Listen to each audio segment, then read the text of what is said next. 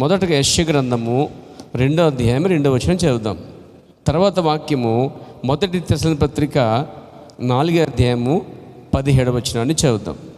ఆ తర్వాత మూడవది హెబ్రీ పత్రిక 11వ అధ్యాయం 5వ వచనము, 4వది ఎఫెసు పత్రిక 4వ అధ్యాయం 8వ వచనం. మీకు అర్థంగానే తెలుసు, నేను మళ్ళీ చెప్తాను. ఏమండి, కొంచెం అలర్ట్గా ఉండండి.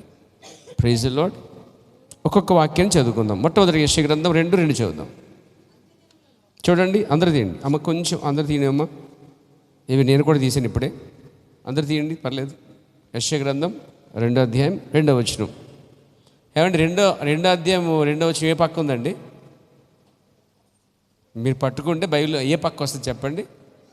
అంటే కుడి పక్క ఉందంటే కరెక్టే, ఎడం పక్క ఉందంటే రాంగ్ తీసామని అర్థం. బైబిల్ రాంగ్ తీసామని అర్థం. యెషయా గ్రంథం 2వ అధ్యాయము ఏమంటే 2వ వచనం నాకు కుడి పక్క కనిపిస్తుంది. మీ బైబిల్ పట్టుకుంటే కుడి పక్కే ఉంటుంది. అది కూడా ఎడం పక్క ఉందని వాళ్ళ చేతుల పైకి ఎత్తండి అంటే వాళ్ళకి కుడి ఎడం తెలియదు మాటలకి. సరే, మంచిది. 2వ అధ్యాయం 2వ వచనం జాగ్రత్తగా చదువుతాం. చదువమ్మా. ఏ దినాలండి ఇవి? అంత్య దినములలో పర్వతముల పైన యెహోవా మందిరము పర్వత శిఖరమున స్థిరపరచబడి, చూడండి, కొండల కంటే ఎత్తుగా ఎత్తబడును. ప్రవాహం వచ్చినట్లు సమస్త అన్యజనులు దానిలోనికి వచ్చేదరు. ఈ 2వ వచనాన్ని మరలా చదువుకుందాం. నేను చదువుతాను ఇప్పుడు ఏనండి. అంత్య దినములలో పర్వతముల పైన యెహోవా మందిర పర్వతం శిఖరమున స్థిరపరచబడి కొండల కంటే ఎత్తుగా ఎత్తబడును.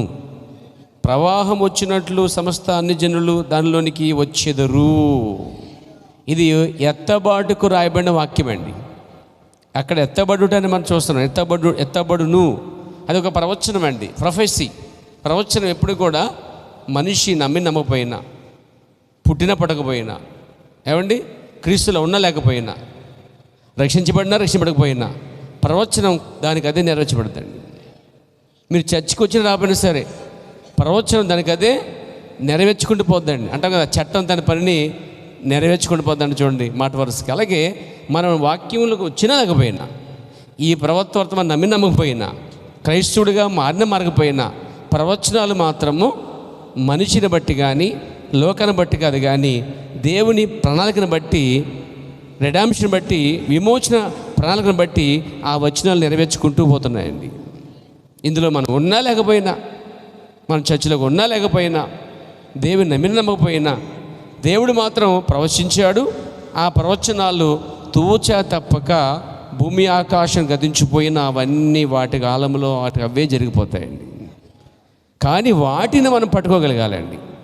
సరే, మనము ప్రవచనము నెరవేర్పు కోసము వచ్చేవారం ప్రభు చేతులు ప్రార్థన చేయండి. నా మనసులో అయితే అది ఉందేమో కానీ మీరు ప్రార్థన చేయండి. వచ్చేవారము ప్రవచనము నెరవేర్పు అనే దానికోసం ప్రభు చెప్పాడు. ఎంతమంది ఉన్నారండి? ప్రవచనము నెరవేర్పు అది ఎన్ని వార్తలు బోధించాడండి? ఎవరైనా చెప్పగలరా? ప్రవచనము నెరవేర్పు అనేది ఏమండి? ప్రవచనము నెరవేర్పు అనేది 2 సార్లు బోధించాడండి ఆయన. అదే టైటిల్ని కొద్దిగా మార్చి చెప్పాడండి ఆయన. దేవునికి స్తోత్రం కలుగాక. గురుతు కూడా 2 సార్లు బోధించబడింది. మనం చూస్తాం. యేసుక్రీస్తు నిన్నాడు ఏకరీతిగా అది చాలాసార్లు బోధించబడింది. దేవునికి స్తుతి కలుగాక. కాబట్టి ఇక్కడ మనము చదివినట్టు వాక్యంలో అంత్య దినములలో ఒక ఎత్తబాటు జరగబోతుందండి. అదంటే కొండల కంటే ఎత్తుగా ఎత్తబడును. కొండలు చాలా ఎత్తుగా ఉంటాయి, కానీ ఒకటి మాత్రం ఆ కొండలు దాటి వెళ్ళిపోద్ది అంటండి. తర్వాత ప్రవాహం వచ్చినట్లు సమస్త అన్యజనులు దానిలోనికి వచ్చేదురు అనేది ప్రవచనం అండి. మనం నిజంగా అన్యులమైతే, అన్యుల్లోంచి దేవుడు మనం ఏర్పరచుకుంటే, అన్యుల్లోంచి దేవుడు మనం ప్రత్యేక పరిస్తే, అబ్రహాముని పిలిచినట్టుగా నేను నన్ను కూడా ఏదో రూపంలో పిలిస్తే ఖచ్చితంగా మనం ఆ ప్రవాహంలో అందులోకి వచ్చేస్తాము. మరి ఆ కొండల కంటే ఎత్తుగా ఎత్తబడతామండి. వాక్యంతో నడవని పేరా, మనుషులతో కాదు, సంఘంతో కాదండి, వాక్యంతో నడుద్దాం మన పేరా. దేవునికి స్తోత్రం కలుగాక. చూడండి, మనం భేదం లేకుండా జీవించాలి. మొట్టమొదట అసూయ లేకుండా, కల్మోషం లేకుండా, స్వార్థం లేకుండా, నిస్వార్థముగా ప్రేమతో, క్రీస్తు ప్రేమతో అన్నీ సహించుచు ఓర్చుకుంటూ, ఎవరేమనుకున్నా సరే, ఎవరేం చెప్పుకున్నా సరే పట్టించుకోకుండా తిన్నగా గురి ఎద్దుగా పరిగెడదామా? నా కోసం ఎవరో చెప్పవచ్చు, నీ కోసం ఎవరో చెప్పవచ్చు, మీకోసం ఎవరు చెప్పినా ఇనేంతేమో వినటానికి సమయం పాడు చేసుకుంటానికి ఇష్టం లేదు నాకు. ఇక్కడ సంఘంలో ఎవరన్నా ఎవరికొని చెప్పినా నేను వినడానికి మాత్రము సమయాన్ని మాత్రం వ్యర్థపరచక ఇష్టపడలేదండి. Praise the Lord. అలాగే నా కోసం మీరు ఎవరు చెప్పినా సమయం పాడు చేసుకోవద్దు మీరు. కానీ ఒకటి మాత్రం, దేవుడు తన వాక్యంతో నిలబడతాడు. మనం ఆ వాక్యం నమ్మితే, ఆ వాక్యం జీవిస్తే దేవుడే కార్యం చేసుకుని పోతాడు. కాబట్టి మనం ర్యాకెట్లు వెళ్ళి కూర్చోండి మన పని అండి. ఎలా కూర్చున్నాం, ఎందుకు కూర్చున్నాం తర్వాత విషయం. అది కూర్చోవాలి, వెళ్ళాలనుకుంటే కూర్చోవాలండి. ఎత్తబాటికి వెళ్ళాలనుకుంటే కనుక మనం వాక్యంలో కూర్చోవాలండి. కానీ ఎవరి మాటలతో కూర్చుండడం కాదు, ఎవరి సిద్ధాంతం కూర్చుండడం కాదు, ఎవరిని మాటలు నమ్మి వారిని వెంబడించడం కాదు. కానీ ఒక ఎత్తబాటు మనకు ఉంది, ఒక గోల్ అయితే నాకు ఉందండి. నేను గోల్ కోసం ప్రభు నమ్మాను. 17 ఏళ్ళ నుంచి ఆశపడతాను. నేను 17వ సంవత్సరం నుంచి ఆయన నమ్ముతున్నాను ఆయన్ని. ఈ వర్తమానం కూడా ఇంచుమించుగా అదే సంవత్సరం నమ్ముతున్నాను. కానీ నా గోల్ ఏంటంటే ఎత్తబాటండి. అంతే కదా, అంతకన్నా ఇంకేముంది చెప్పండి. మన క్రైస్తవత్వం ఎందుకు వచ్చామండి? శరీర సంబంధం దీవించబడ్డానుక. శరీర సంబంధంగా దీవించబడతాం అది వాస్తవమే, కానీ అవి శాశ్వతం కాదు. అవన్నీ అవసరమే, నిత్య వస్తువులు. కానీ అవన్నీ మనకి ఎత్తబాటు అయితే సహాయపడవండి. బ్రతకడానికి మాత్రమే పనిచేస్తాయి. కానీ ఎత్తబాటికి మాత్రం దేవుని వాక్య ప్రకారంగా ఎవరు జీవిస్తారో వారే ప్రవాహం వల్లే వచ్చి కొండల కంటే ఎత్తుగా ఎత్తబడిపోతున్నారండి. ఇంకా వాక్యాలు కొన్ని ఉన్నాయి. మొదటి తెస్సలోనికీయుల పత్రిక 4:17 ఒకటి చదవండి. ఒకటి చదువుకుంటూ వెళ్దాం ముందుకు మనం. మొదటి తెస్సలోనికీయులకు రాసిన పత్రిక 4:17. ఆ మీదట సజీవులమి నిలిచిండు మనము వారితో కూడా ఏకముగా ప్రభుని ఎదుర్కొనుటకు ఆకాశ మండలమునకు మేఘముల మీద కొనిపోబడుదుము. కాగా మనం సదాకాలం ప్రభుతో కూడా ఉందుము. 17 మాత్రమేనండి. సదాకాలం ప్రభుతో ఉండాలంటే ఏమండి, దేవుని స్తోత్రం, ఒక ఎత్తబాటు కావాలండి. లేదా ఒకవేళ ఎత్తబాటు జరగకపోతే రెండే జరుగుతాయి. ఎత్తబాటు జరగకపోయినా సమాధిలోంచి కూడా బయటకు వచ్చి ఎత్తబడాలండి. ఎత్తబాటు అయితే మాత్రం ఖాయం. సమాధులకు వెళ్ళినా ఎత్తబాటే కావాలి, సజీవిగా ఉన్న మార్పు చెందైనా ఎత్తబడాలి. మీరు అనొచ్చు, హానోకు సజీవుడిగా ఉండి రక్తమాంసములు మార్పు చెంది ఎత్తబడ్డాడండి. అలాగే బైబిల్లో ఏలియా చూడండి, సజీవుడిగా ఉండి మార్పు చెంది ఎత్తబడ్డాడండి. అలాగే మోషే చనిపోయి పాతిపెట్టబడ్డాడు, కానీ అతడు మరలా లేచాడు. మోషే అటండి పునరుద్ధానికి గుర్తుకున్నాడట. యేసు పక్క మోషే నిలబడ్డాడు, మాట్లాడుతున్నాడు. మరో పక్క ఏమో ఎవరండి, ఏలియా. ఈ కలప్రవక్త అన్నాడు, యేసు పక్క ఆ రోజు కొండ మీద కనబడుతున్నప్పుడు శిష్యులు చూశారు కదా, అయ్యా మోషకు గుడారము, ఏలియాకు గుడారము, నీకో పర్ణశాల కడతామన్నప్పుడు ఆయన దాన్ని ఒప్పుకోలేదండి. అయితే ఈ కలప్రవక్త అన్నాడు, అక్కడ యేసు పక్క ఒకరు మోషే కనిపిస్తున్నాడు. దాని అర్థం ఏంటంటే ఒక జనాంగానికి మోషే ఒక చిహ్నంగా ఉన్నాడండి. ఏ జనాంగం అంటే చనిపోయి సమాధి చేయబడి లేపబడుతున్న వారికి, ఆ జనానికి అతడు గుర్తుగా ఉన్నాడటండి. రెండో వ్యక్తి ఎవరంటే ఏలియా అండి. ఏలియా ఎవరంటే చనిపోకుండా సజీవులుగా ఉండి మార్పు చెంది ఎత్తబడే వర్గానికి, ఎత్తబడే జనాంగానికి గుర్తుగా ఉన్నాడటండి. యేసుకి రెండు అవసరం అక్కడండి. కాబట్టి మనం హిందువులైనా ఉండాలి, ప్రభు రాకడ ఆలస్యమైతే చనిపోయి సమాధి చేయబడి లేపబడే వారిలోనే ఉండాలి. ప్రభు రాకడైతే సజీవులుగా ఉండి మార్పు చెంది ఎత్తబడాలండి. ఏమంటే ఎగ్జాక్ట్గా ఈ రాత్రి జరిగితే ఎలా ఉంటుందండి? కష్టంగా ఉంటుందండి. చాలా అప్పులు ఉన్నాయి, ఇల్లు కట్టుకోవాలి, డ్రీమ్ ఉంది, మంచి మంచి కార్లు కొనుక్కోవాలి. మొన్నే కదా పాస్టర్ గారు కార్లు వేసి రావాలని చెప్పారు కదా, చర్చి కట్టాలి, ఉంటాయి అన్నీ. ఒకవేళ ప్రభు వస్తే అవన్నిటికీ స్వస్థ చెప్పి వెళ్ళిపోయే అవకాశం ఉంటే బాగుంటుందా, బాగోదా? ఏమండి బాగోదా? పెళ్ళి చేయక్కర్లేదు, పిల్లల్ని కనక్కర్లేదు, ఏమండి బాధ్యతలు అక్కర్లేదు, ఏమండి బళ్ళు బాధించుకోకర్లేదు, కొనుక్కోక్కర్లేదు, చదువుకోక్కర్లేదు, ఉద్యోగుల కోసం పరిగెట్టక్కర్లేదు. ఏమండి ఒకటేంటండి, ఎవ్రీథింగ్ ఆల్ ఇస్ వెల్ అనమాట. అన్నీ మంచిగా జరుగుతాయండి. దేవునికి స్తోత్రం కలగాక. ఎత్తబడితో సమస్తం సమాప్తం అవుతుందండి. ప్రభునామమున మహిమ కలగాక. తర్వాత ఇంకో వాక్యం చదువుదాం. మరి ఎఫెసీ పత్రిక 4:8 వచ్చిన కూడా చదువుదాం. ఒక్కొక్క వాక్యం చదువుకుందాం. ఎఫెసీ రాసిన పత్రిక 4:8.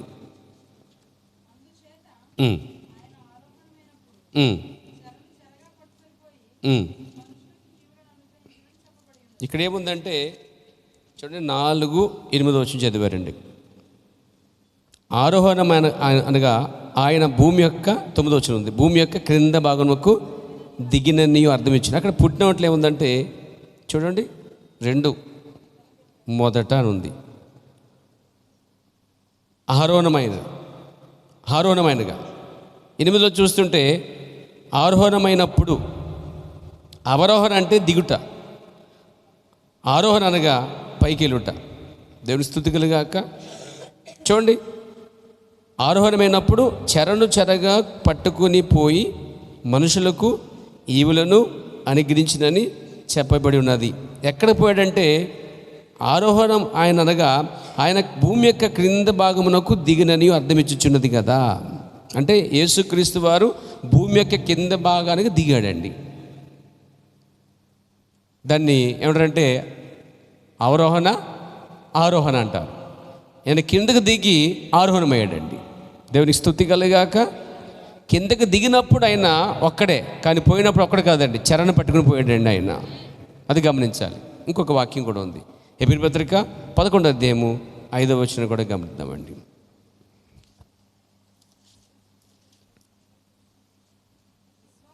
విశ్వాసమును బట్టి హానోకు మరణము చూడుకున్నట్లు కొనుపోబడిను. అతడు కొనుపోబడక మునుపు దేవునికి ఇష్టడై ఉండేనని సాక్ష్యం పొందెను. కాగా దేవుడు అతను కొనుపోయాను గనుక అతడు కనబడలేదు అని రాయబడిందండి. దేవుడి వాక్యం దీవించును గాక. చిన్న ప్రార్థన వెళ్దాం. ప్రేమ నమ్మగలిగే ప్రియ పరమ తండ్రి, సర్వశక్తి గల మా ప్రభువా, మా ముందు ఎత్తబాటు ర్యాప్చర్ కోసం మాట్లాడుతుండగా దేవ బైబిల్ నుండి వర్తమానం నుండి మాకు సత్యాన్ని బయలుపరచండి. ఈ కడవడి దినాల్లో అనేకమైన బోధలు వచ్చాయి, అనేక ప్రత్యక్షతలు వచ్చాయి, ఎంతో గందరగోళంగా మా చుట్టూ ఉన్నాయి. కానీ ప్రభువా, ఎటువంటి గందరగోళం లేదు నీ ప్రవర్తకని చెప్పి ప్రవర్త అయితే వధువుకి ఇటువంటి గందరగోళం ఉండదని చెప్పాడు. ప్రభువా, అటువంటి గందరగోళం లేకున్నట్లు ప్రతి గందరగోళం నుంచి బయటకు వచ్చి నిశ్చేత కలిగి ప్రభువా ఆ ఎత్తబడి కోసం నిలబెట్టమని ప్రార్థన చేస్తున్నాం. చదవబడిన వాక్యాలను దీవించి ఆస్వాదించండి. యేసుక్రీస్తు నామములో ప్రార్థిస్తున్నాం. ఆమేన్. దయచేసి కూర్చొని పేరు. The rapture, ఎత్తబడుట. మీ దగ్గర ఎత్తబడుట అనే ఈ పుస్తకం ఉంటే చూడండి, ఇంటికి పోయిన తర్వాత ఎత్తబడుట. లేకపోతే నన్ను అడగండి, నా దగ్గర ఏదైనా ఉంటే ఎక్స్ట్రా కాపీ ఇస్తా, లేదా జిరాక్స్ అయినా మీకు ఇస్తాను అనమాట. కానీ చదివటానికి మాత్రమేనండి. ఏమండి, అడిగి తీసేసుకుని సెల్ఫ్లో దాచేసుకుంటాం కాదండి. అడగటం, తీసుకుంటాం, ఎక్కడ చోట పడేయటం, దాని ముఖం చూడకపోవటం. అలాగని ఉన్నారేమో ఒకవేళ. అలాంటి మంచి చెడ్డ అలవాటు, మంచి కదా అది, ఆ చెడ్డ అలవాటుని బయటికి రండిపోయారా.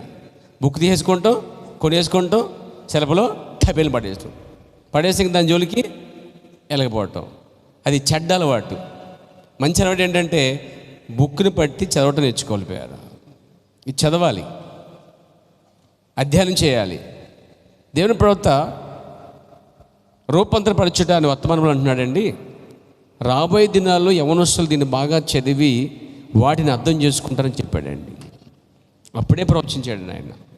అంత మాత్రం కాదు, ఆయన పరలోక పెండుకు వాడు భూలోక పెండుకు మధ్య భవిష్యత్తు గృహం, ఫ్యూచర్ హోమ్ కోసం బోధించినప్పుడు ఆయన ఒక మాట చెప్పాడు. ఇప్పుడు ఇది అర్థం కాకపోయినా కానీ ఒక తరం వస్తుంది, ఒక కాలంలో దీన్ని అర్థం చేసుకునే తరం, ఒక జనాంగం వస్తారని చెప్పాడండి. ఆ జనాంగం మనమే ఎందుకు ఉండకూడదు? అర్థం చేసుకుంటానికి ప్రయత్నించండి. దేవుని స్తోత్రం కలిగాక. కొంచెం మన మెదడుకి పొదిలి పెట్టండి, అధ్యయనం చేయండి. దేవునికి స్తుతి కలుగాక. ఇప్పుడు మెల్లగా ఈ వర్తమానం నుంచి ఒక్క పాయింట్ చెప్తాను వినిపోయారు. యాక్చువల్గా ఈ వర్తమానంలో 41 పేరా నుంచి 41 పేజీ నుంచి వర్తమానం స్టార్ట్ అవుద్ది. ఈ వర్తమానంలో ఈ 41 వరకు కూడా ఆయన చాలా సంగతులు చెప్పుకుంటూ వస్తూ ఉంటాడు. కానీ 41 పేజీ నుంచి ఈ ఎత్తబడి కోసం వర్తమానాన్ని ప్రారంభించాడు. ఈ 41 పేజీకి ముందు ఆయన చాలా కార్యాలు ఎందుకు చెప్పుకుంటూ వచ్చాడంటే, ప్రవక్తని అడిగే రోజు, అయ్యా నువ్వెందుకు ఆ వర్తమానాన్ని అంత లేటుగా ప్రారంభించున్నావంటే అని అంటాడు, పరిశుద్ధాత్మ వచ్చుడు కొరకు ఎదురు చూస్తున్నాను అంటాడండి. అప్పుడు ఆయన దాన్ని తెరిచినప్పుడు నేను బోధించక ఇష్టపడుతున్నాను. మరి ఆ ముందు కార్యాలు ఏంటంటే ఆ పరిశుద్ధాత్మ దిగి రావడానికి ఒక స్టేజ్ కట్టుకుంటున్నాను అంటున్నాడండి ఆయన. అంటే రంగము సిద్ధపరుస్తున్నాను, నేను మాట్లాడుకుంటూ పోతున్నాను. ఆయన ఆ సమయంలో సరైన వాతావరణం, అంటే అందరూ కూడా ఒకలాంటి కంట్రోల్గా వచ్చినప్పుడు, చిన్నలు పెద్దలు వారు వీళ్ళు అండి అందరూ కంట్రోల్గా వచ్చిన తర్వాత ఆ రంగం మీదకి పరిశుద్ధాత్మ వచ్చినప్పుడు వాక్యం అనేది తెరవబడేదండి. అప్పటి వరకు రోగుల కోసం ప్రార్థన చేసేవాడైనా, అప్పుడు ప్రవచించేవాడైనా, అప్పుడు పాడి స్తుతించేవాడండి ఆయన. ఆ తర్వాత పరిశుద్ధాత్మ రాగానే వాక్యం అనేది బయలు వెళ్ళేదనమాట అండి. ఇప్పుడు మనం ఏం కోరుకోవాలంటే పరిశుద్ధాత్మ మన మీదకి వచ్చి ఆ వాక్యాన్ని మళ్ళా తీసుకుని తెరవాలండి ఆయన. తెలుస్తుంది అంటారా? వస్తుందా బయటకండి? అది దేవునికి స్తోత్రం కలుగాక. మనం ఎంత చదువుతున్నా కానీ ఎవరో ఒకరు మనకు బోధించాలండి. నపుంసకుడు ఎంత చదువుతున్నా కానీ ఎవరో ఒకరు అతనికి బోధ చేసేవారు కావాలి. బోధ జ్ఞానం తీసుకొస్తుందండి. బోధ నీ స్థానంలో సరిగ్గా కూర్చోబెడుతుంది. బోధ ఎప్పుడు స్థిరపరుస్తుంది, బలపరుస్తుంది అండి. దేవునికి స్తుతి కలుగాక. చదువుతున్న లేఖనాల్ని గ్రహించినట్లు చేసేది కూడా బోధే. బోధలో పరిశుద్ధాత్మ ఉంటే ఇంకా అది విజీ అండి. దేవునికి మహిమ కలుగాక. కాబట్టి మనం చూసిన వాక్య భాగంలో చూడండి, కొండల కంటే ఎత్తుగా ఎత్తబడే ఒక సమయం రాబోతుందండి. అది ఎవరికి ఎత్తబడంటే చాలా స్పష్టంగా ఉంది. అక్కడ అన్యజనులు అని రాయబడిందండి. ఆ 2:2లో చూస్తే అది ఎవరికంటే అన్యజనులు అని రాయబడిందండి. అంటే అన్యజనుల్లోంచే ఒక ఎత్తబాటు జరగబోతుంది. అందుకే అన్యులకి దేవుడు కేటాయించిన కాలము 7 సంఘకాలాలండి. దేవునికి స్తోత్రం కలుగాక, దేవునికి మహిమ కలుగునుగాక. చూడండి, 7 సంఘకాలాలు ఆయన కేటాయించాడు. ఇది అన్యులకి ఇచ్చిన కాలం అండి. Praise the Lord. ఈ సమయం అంతా కూడా జెంటల్స్ అండి, అంటే అన్యుల కాలం. ఈ అన్యుల కాలానికి మనం ఏం చూస్తున్నామంటే ఈ అన్యుల కాలంలో 7 కాలాలు కేటాయించాడండి. 7 వర్తమానాలు పంపించాడండి. 7 వర్తమానములు, 7 వర్తమానికుల్ని, మరి 7 కాలాలని, 7 కాలాల్లో ఉన్న 7 భాగాలతో ఉన్న వధువుని. ఒకటి కాదండి, మొత్తం కలిపి టోటల్. ఒక్కొక్క కాలానికి ఒక నక్షత్రం, ఒక్కొక్క కాలానికి వర్తమానికుడు, ఒక్కొక్క కాలానికి ఆ కాల వర్తమానం, అంటే సీజన్ ఫుడ్ అను ప్రవక్త రుతువుకు సరిపడే వర్తమానం, ఋతువు సరిపడే ఆత్మీయాహారం బోధించాడండి. అలాగే అర్థం ఏంటంటే ఎఫెస్ అనే ఋతువుకి ఒక ప్రవక్త ద్వారా వచ్చిన ఆత్మీయాహారం, అంటే అదే సీజన్ ఫుడ్, అంటే అది ఋతువు సరిపడే ఆత్మీయాహారం. అలా 2వ కాలం, 3వ కాలం, 4వ కాలం, 5వ కాలం, 6వ కాలం, 7వ కాలం వచ్చింది. 7వ కాలానికి ఋతువు సరిపడే, ఈ ఋతువుకు సరిపడే, ఈ కాలానికి సరిపడే వాక్యమే ఈ కాల వర్తమానం అండి. దీన్ని తప్ప అసలు దేన్ని అనకూడదు మనం. ఎవరి ప్రసంగం కూడా అక్కర్లేదండి. ఈ కాలంలో పలకబడిన ఈ మాటలు తప్ప, పలకబడిన వాక్యం తప్ప. మీరు ఎప్పుడు కూడా ఆలోచించండి, ప్రత్యక్షత ప్రవక్త ద్వారా వస్తుందండి. ప్రత్యక్షత ఒక ప్రవక్త ద్వారా వచ్చేసింది, అది బయటకు వచ్చేసిందండి. అయితే సేవకులు దాన్ని చదివి ధ్యానం చేసి ప్రార్థన చేసి వారికి ఇచ్చిన వరాన్ని బట్టి దేవుడు వారిని ఉపయోగించినప్పుడు, అది బోధిస్తున్నప్పుడు అది బయలుపరచబడుతుంది అన్నమాట. అప్పుడే దేవుని కుమారులు ప్రత్యక్షపరచబడతారండి. ఆ వర్తమానం వెళ్తున్నప్పుడు మనం పుట్టుకొస్తాము, అంటే మనం జన్మిస్తాం, పైనుంచి జన్మిస్తాం. మనం జన్మించాం, మనతో పాటు జన్మిస్తారండి బిడ్డలారా. దేవుడు తన కార్యం చేసుకుంటూ వస్తాడు ఆ పనిని. అంటే ఎందుకంటే ఒక ఎత్తబాటు కోసం అన్యజనుల్లో దేవుడు 7 వర్తమానికుల ద్వారా, 7 కాలాల ద్వారా దేవుడు ఒక్కొక్కరిని ఏర్పరచుకుని వచ్చాడు. మనం 7వ సంఘకాలంలో మరి పిలువబడిన వారిగా ఉన్నాము, ఏర్పరచబడిన వారు ఉన్నాము. అందుకు మీరు ఆమెన్ చెప్పాలి, సైలెంట్గా ఉండదండి, ఆమెన్ చెప్పాలి మీరు. దేవునికి స్తోత్రం కలుగాక. ఈ వర్తమానంలో దేవుని ప్రవక్త ఏమన్నాడంటే, మొట్టమొదటి మాట ఎత్తబడుట అనున్నది ఒకటి ఉన్నది అన్నాడండి. ఆమేన్. మీకు దాన్ని ఈ వర్తమానంలోంచి స్పష్టంగా ఒక్కొక్క వాక్య భాగాన్ని మీకు తెలియజేస్తాను ప్రియారా. దేవునికి మహిమ కలుగాక. ఏంటండి, ఎత్తబాటుకి ఒక సమయం ఉంది అన్నాడండి. హల్లెలూయా. 128 పేరాలు అంటాడు ఆయన. మనము మొదటి తెస్సలోనికీయుల పత్రిక, పౌలు రాసిన పత్రిక అంటున్నాడు, ఈ ఎత్తబడుట విధానము గొప్పగా ఎలాగ జరగనే ఉన్నదో ఈ కడవరి దినములలో అది అలా సంభవించున్నదో అక్కడ ఉన్నది. ఎలా సంభవించబోతుందో, కడవరి దినాలు ఎత్తబడి ఎలా జరగబోతుందో మొదటి తెస్సలోనికీయుల పత్రిక మనం చదువుకున్నట్టు వాక్య భాగం 4వ అధ్యాయంలోనే ఆ 17 వచనంలో చెప్పబడిందండి. 16, 17, 18 వచనం చూస్తున్నాం కార్యాలు. దేవునికి స్తుతి కలుగాక.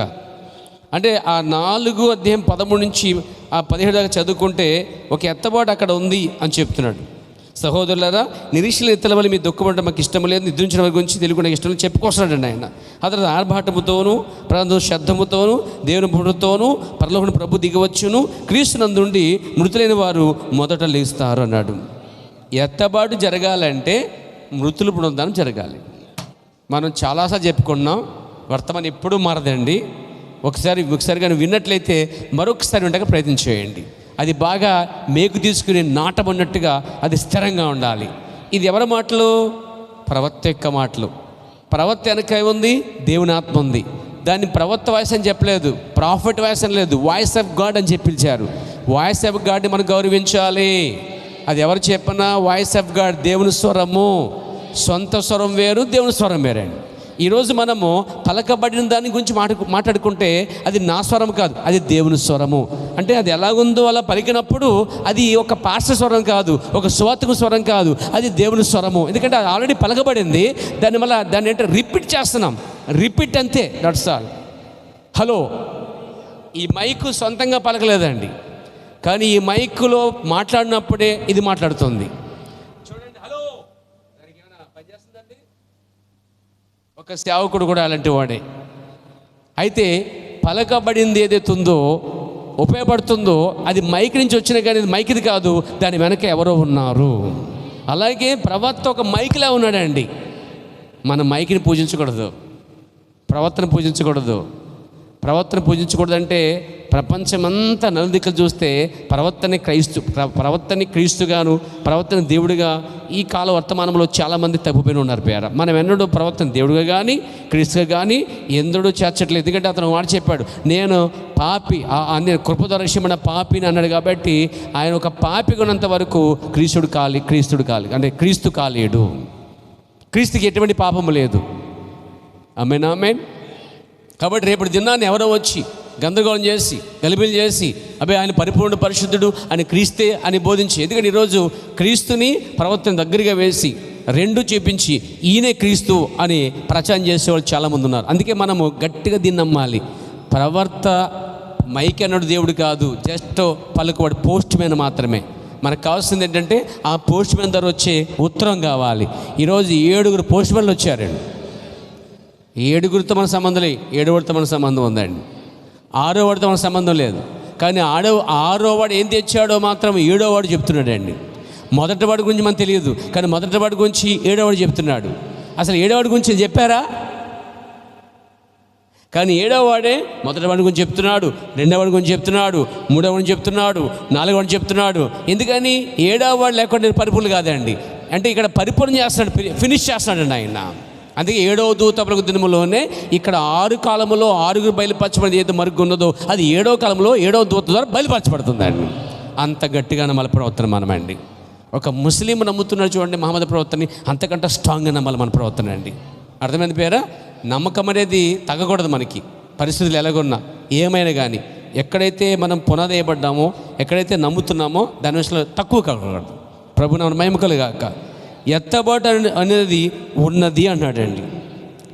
దాన్ని కొందరు తలకిందులుగా చేయుదురు అని చెప్పాడు ప్రవక్త.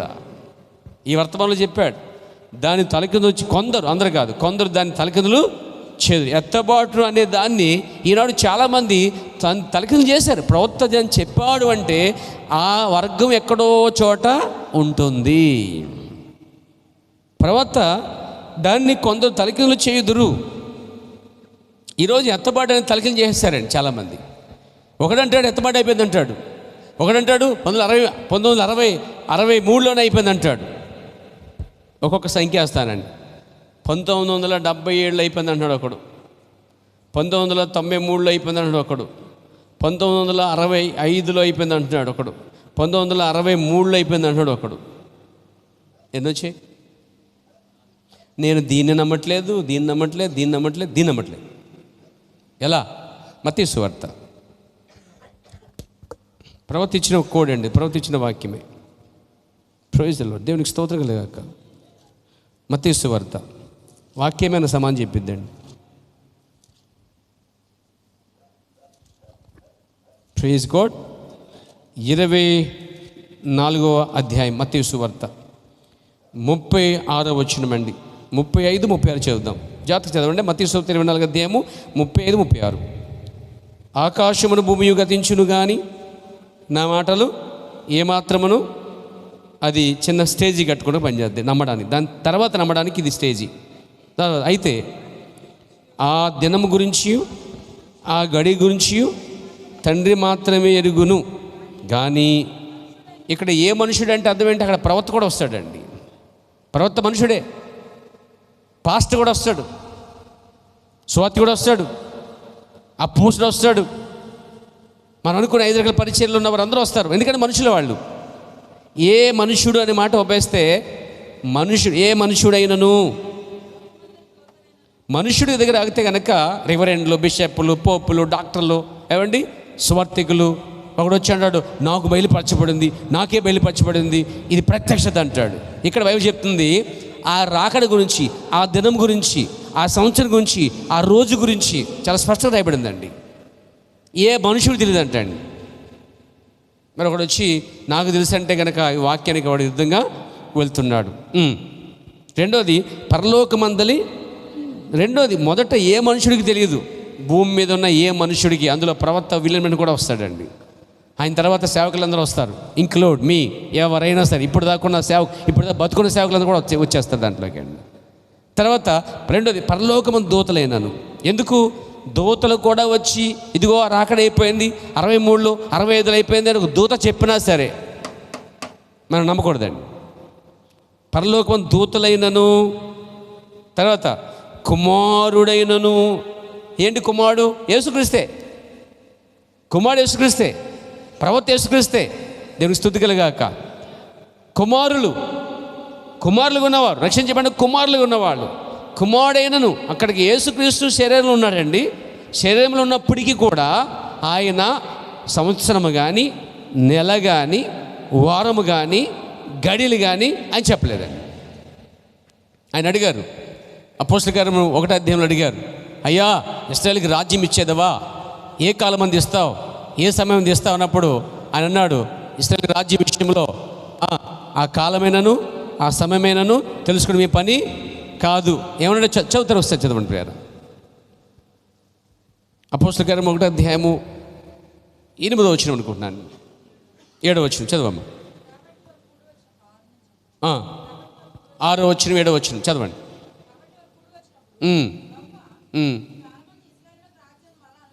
ఇక్కడ కాలం కోసం మాట్లాడారండి వాళ్ళు. ఒక కాలం చెప్తామని అడిగారండి ఆయన్ని. అప్పుడు ఏమన్నాడు ఆయన అసలే కాలములను దాంతో మళ్ళీ యాడ్ చేశాడు ఇంకోటి, సమయములు కానీ తండ్రి తన స్వాధీనం అందించుకున్నాడు. ఇక్కడ కూడా చెప్పాడు మత్తయి సువార్తలో, ఆ కాలము ఆ సమయ దినము తండ్రికి తప్ప మనుషుడికైనాను దేవదూతకైనాను కుమారుడైన యేసుక్రీస్తు కూడాను. ఎందుకని? ఆయన శరీరంలో ఉన్నాడు కాబట్టి కుమారుడు ఉన్నంత 33 సంవత్సరాల్లో ఆయన కుమారుడుగా భూమి మీద ఉన్నప్పుడు దాని గురించి ఆయన వెత్తలేదు. కుమారుడైనను తర్వాత ఎరుగడు అని చెప్పాడండి. ప్రభునామ మహిమ కలుగాక, స్తుతి కలుగునుగాక. ఇక్కడ చాలా స్పష్టంగా ఉంది చూడండి. ఆ దినమును గురించి అయినను 36, ఆ గడి గురించి అయినను. ఇక్కడేం అడిగారు ఇశ్రాయేలు, అయ్యా ఏ కాలంలో ఇస్తావో ఇశ్రాయేలు రాజ్యాన్ని అన్నప్పుడు కాలములైనను సమయములైనను తెలుసుకుని మీ పని కాదు.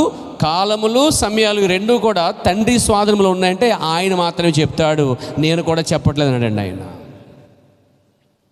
యేసు ప్రభువే దాని గురించి చెప్పట్లేదంటే ఇక ఎవడండి దానికోసం మాట్లాడేవాడు? కేవలం తండ్రి తప్ప అన్నాడండి. దేవునికి స్తుతి కలుగునుగాక, మహిమ కలుగుగాక. అయితే యేసు ప్రభువు అని అడిగారు, అయ్యా నీ రాకడ సూచనలు ఏంటి అన్నప్పుడు కొన్ని సూచనలు మాత్రమే చూపించాడు తప్ప సమయాన్ని కానీ ఏమండి సంవత్సరాలు కానీ నెలలు కానీ దినాలు కానీ ఆయన చెప్పలేదు. ఒకసారి సడన్గా ఒక ఆయన వాక్యం బోధిస్తూ 2023 సంవత్సరంలో జనవరిలో వచ్చేస్తానని చెప్పాడు. జనవరి 20వ తారీఖు అండి, మర్చిపోయాను, ఇది నాకు బాగా గుర్తుంది. 2023 సంవత్సరం జనవరికి వచ్చేస్తానని చెప్పాడు. లెక్కలేసాడు, గుడ్ లెక్కలు. నేను గుడ్ లెక్కలు అంటాను వాటిని. నాకు అప్పుడు చెప్పినప్పుడు డౌట్ వచ్చేసింది. పాత ఇంట్లో మన మధ్యకి వచ్చాడు ఆయన. పాత ఇంట్లో, ఇక్కడ కాదు, పాత ఇంట్లో చాలా దినాల తర్వాత అంటే 23 సంవత్సరము రాకముందు అనమాట. అది అర్థమైంది చెప్పింది. ఒక 2-3 సంవత్సరాల ముందే, ఒక 4-5 సంవత్సరాల ముందే ఇక్కడికి వచ్చి కొన్ని సంవత్సరాలు అయింది. కానీ అప్పుడు అక్కడ ఉండగా చెప్పాడు అన్నమాట. ఏమని? 2023 సంవత్సరం జనవరి 20వ తారీఖుకి రాకడైపోద్ది అన్నాడు. మనం ఎక్కడున్నాం? కాబట్టి ఈయన అబద్ధకుడు. పేరు చెప్పట్లేదు. పేరు చెప్తే మీ గుండెలో రాళ్ళు పరిగెడతాయి, రైలు పరిగెడతాయి. మళ్ళీ కావాలంటే మీరు గొడవ చేస్తారు. వీళ్ళు మళ్ళీ ఎందుకు వచ్చింది అంత అవసరం లేదు. దేవుని స్తోత్రం కలిగాక ఎవరు వచ్చినా మన మధ్య వాక్యంతో వడకట్టండి. ఫస్ట్ ఏం నేర్చుకోవాలి సంగమా? బెలే బెలే అని చెప్పండి కాదు. ప్రతి వ్యక్తి చెప్తున్నప్పుడు మంచిగా ఉంటాయి కాదంటలేదు, కానీ సరైన ఒక్కటి కూడా సరిగ్గా అంటే దానికి వాక్యం సరిపోతే మాత్రము, ప్రవర్తోత్తమాన్ని వ్యతిరేకంగా మాట్లాడితే మాత్రము వెంటనే పట్టేయాలండి. అలా ఉండాలి. పట్టేయాలంటే ముందు నువ్వు పుస్తకం పట్టాలి. ముందు ఏం పట్టాలి? నువ్వు పుస్తకం పట్టాలి. పుస్తకాన్ని బైబిల్ పడితే మొత్తం నువ్వు ఈజీగా పట్టవచ్చు. ఆత్మలు ఎలా ఉన్నాయో, ఏం చెప్తున్నారో, బోధిస్తున్నారు అనేది, దేన్ని నమ్మాలో దేన్ని నమ్మకూడదో చెప్పవచ్చు. దేవునికి మహిమ కలుగునుగాక, స్తుతి కలుగునుగాక. కాబట్టి ఇక్కడ ఎత్తబాటు అనేది దాన్ని కొందరు తలకిందులు చేస్తారనే మాట వాస్తవమైంది. ఎందుకంటే ఈరోజు రకరకాల స్తబ్సరాలు వేశారండి. మరి కొంతమంది ఈ కాలంలో 1963 సంవత్సరంలో ఎత్తబాటు అయిపోయింది అంటున్నారండి. 1963 సంవత్సరంలో, అది కూడా ఫిబ్రవరి 28లో ఎత్తబాటు అయిపోయింది. మన ప్రవక్త ఎత్తబడుట అర్థాన్ని బోధించాడండి, మర్చిపోకండి. మన ప్రవక్త ఎత్తబాటు కోసం మాట్లాడాడు. దాంట్లో ఏమిటంటే ఎత్తబడుట అనున్నది ఒక ప్రత్యక్షత అయి ఉన్నది, బయలుపాటు అయినది. బయలుపాటు వచ్చిన తర్వాత ఫిజికల్గా ఎత్తబాటు ఉందా లేదా? అసలే ప్రత్యక్షత ఫిజికల్ కాదు, స్పిరిచువల్. స్పిరిచువల్ అంటే కంటికి కనబడింది, ఫిజికల్ అంటే కంటికి కనబడేది. దృశ్యము అదృశ్యం అన్నాం మనం. ఇప్పుడు ఎత్తబాటు అనేది దృశ్యమా అదృశ్యమా? అదృశ్యమా? అదృశ్యమండి. దృశ్యమా? సరే, కన్ఫ్యూషన్ వద్దండి వర్తమానంలో. అందుకే పుస్తకాలు బాగా చదవాలి. హానోకు ఎత్తబడటం దృశ్యమా అదృశ్యమా? దృశ్యమా అదృశ్యమా? Recording the Bible. ఏలి ఎత్తబాటు దృశ్యమా అదృశ్యమా? చెప్పండి సార్. యేసుక్రీస్తు స్వయంగా ఎత్తబడుతున్నప్పుడు దృశ్యమా అదృశ్యమా? అయితే ఎత్తబాటుకి ముందు వచ్చేది ప్రత్యక్షత. హానోకు వెళ్ళిపోయటానికి ముందుగానే ఆ బయలుపాటు ప్రత్యక్ష పొందుకున్నాడు. రెండోది, ఏలి వెళ్ళక ముందే అతనికి అర్థమైపోయింది, అతనికి ప్రత్యక్ష దొరికేసింది, వెళ్ళిపోతానని బయలుపాటు వచ్చేసింది. అప్పుడేమన్నాడు? నా సమయం అయిపోయింది, ఇక ఇప్పుడు నీకు ఏం కావాలని అడిగాడు ఎలీషాని. కోరుకో, త్వరగా వెళ్ళిపోతున్నాను. ఎక్కడి నుంచి ఎక్కడికి? గిలగలకి వెళ్తున్నాను, బేతలకి వెళ్తున్నాను, యోర్దాను దాటాలన్నాడు. ఇవన్నీ దాటి నేను వెళ్ళిపోతానన్నప్పుడు ఆయన ఏమన్నాడు? సార్, నువ్వు వెళ్ళిపోతావని ఆ ప్రత్యక్షత చూడండి ఏలియాకి ముందే వచ్చేసిందండి. ఇంకొక ఉదాహరణ చెప్తాను. యేసు ప్రభు శిష్యుని పిలిచి, నా సమయం అయిందిక, నేను మొదట మహిమలోకి వెళ్ళిపోతున్నాను, మునుపటి చోటకి వెళ్ళిపోతున్నాను, నేను వెళ్ళి మరలా వస్తాను. దాన్నే ప్రత్యక్షత. వెళ్ళే ముందు వధువుకి ఆ బయలుపాటు వచ్చేస్తుంది. వర్తమానం సరిగా వినగలితే, దాంట్లో సరిగ్గా జీవితాలు మార్చుకుంటే, మన ఇష్టాల కష్టాలన్నీ వాక్యాన్ని దగ్గరగా మలుచుకుంటే, దేవునికి స్తోత్రం కలగాక. ఏలియాకి ఆ ఎత్తబాటుకి ముందే ప్రత్యక్ష వచ్చింది, హానోకి ఎత్తబడి ముందే ఆ ప్రత్యక్ష వచ్చింది. యేసుక్రీస్తుకి ఆ ఎత్తబాటుకి ముందే శిష్యుని పిలిచి దాని కార్యం ముగించాడు. దేవునికి స్తోత్రం కలగాక. వధువు కూడా అంత్య దినములో ఎత్తబడే ఆ సమయము ఒక ప్రత్యక్షత, అది కనబడని దృశ్యము. దీన్ని తీసుకుని ఈరోజు చాలామంది ఎత్తబడైపోయింది. ప్రత్యక్షపరచబడటం వేరు, ఎత్తబాటు వేరండి. యేసుక్రీస్తు మాట ప్రవచనం చెప్పాడు యేసు ప్రభు గురించి. ఆయన రాకడ వేరు, ప్రత్యక్షపరచబట్టు వేరు అన్నాడండి. మర్చిపోకండి, రాకడ వేరు, ప్రత్యక్షపరచబట్టు వేరండి. దేవునికి స్తుతి కలుగునుగాక. ఇప్పుడు ఆయన ప్రత్యక్షపరచబడతాడు ఎత్తబాటుకు ముందు. దేవునికి స్తోత్రం కలుగాక. కాబట్టి ఇక్కడ ఎత్తబాటు అనేది ఒక ప్రత్యక్షత ఉన్నది.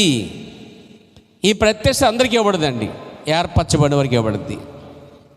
ప్రత్యక్షత అనేది కంటికి కనబడినది, ఎత్తబడి అనేది కంటికి కనబడేది.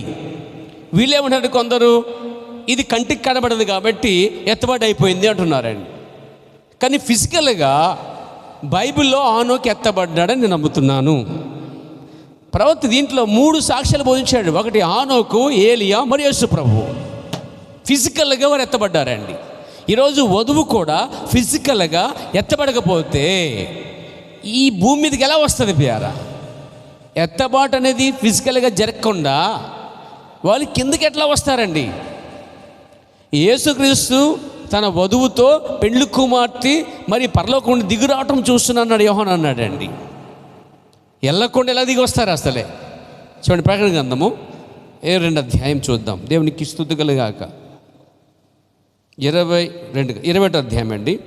ప్రకటన 21 అధ్యాయము 2వ వచనం గమనించండి. మరియు నేను నూతనమైన యెరూషలేమును, ఆ పరిశుద్ధ పట్టణము తన భర్త కొరకు అలంకరింపబడినది, పెండ్లి కుమార్తె వలె సిద్ధపడి పరలోకమందున్న దేవుని యొద్ద నుండి దిగి వస్తుందా, పైకి వెళ్తుందా? దిగటం అంటే కిందక పైకా?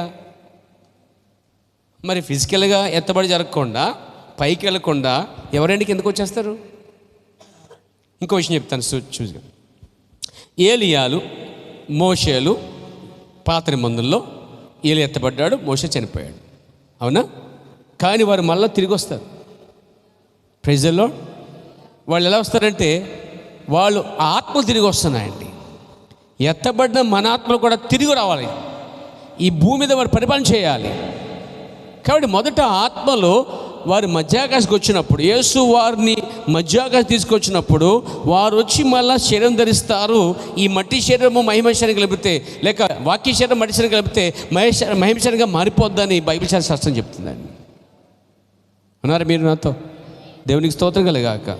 కాబట్టి పరలోక కుమార్తెను సిద్ధపడి పరలోక దేవుని యొద్ద నుండి దిగి వచ్చుట చూచి తిని దిగి రావాలని ముందు ఎలా పైకి వెళ్ళాలి కదా. కాబట్టి ఆనోకు పైకి వెళ్ళాడు కంటికి కనబడి రీతిగా. ప్రవక్త ఏం చెప్పాడంటే భూమి మీద ఆనోకు కనిపించలేదు అన్నాడు. మనం ఎబ్రీ పత్రికలో పౌలు కూడా చెప్తున్నాడు. ఏమని 11 చదువు 5వ వచనంలో, అతడు ఎత్తబడిన తర్వాత, కొనుపోబడిన తర్వాత, దాని అర్థం ఎత్తబడిన తర్వాత, కొనుపోబడిన తర్వాత అతడు కనబడకపోయేను అని ఉంది. చదవండి ఒకసారి.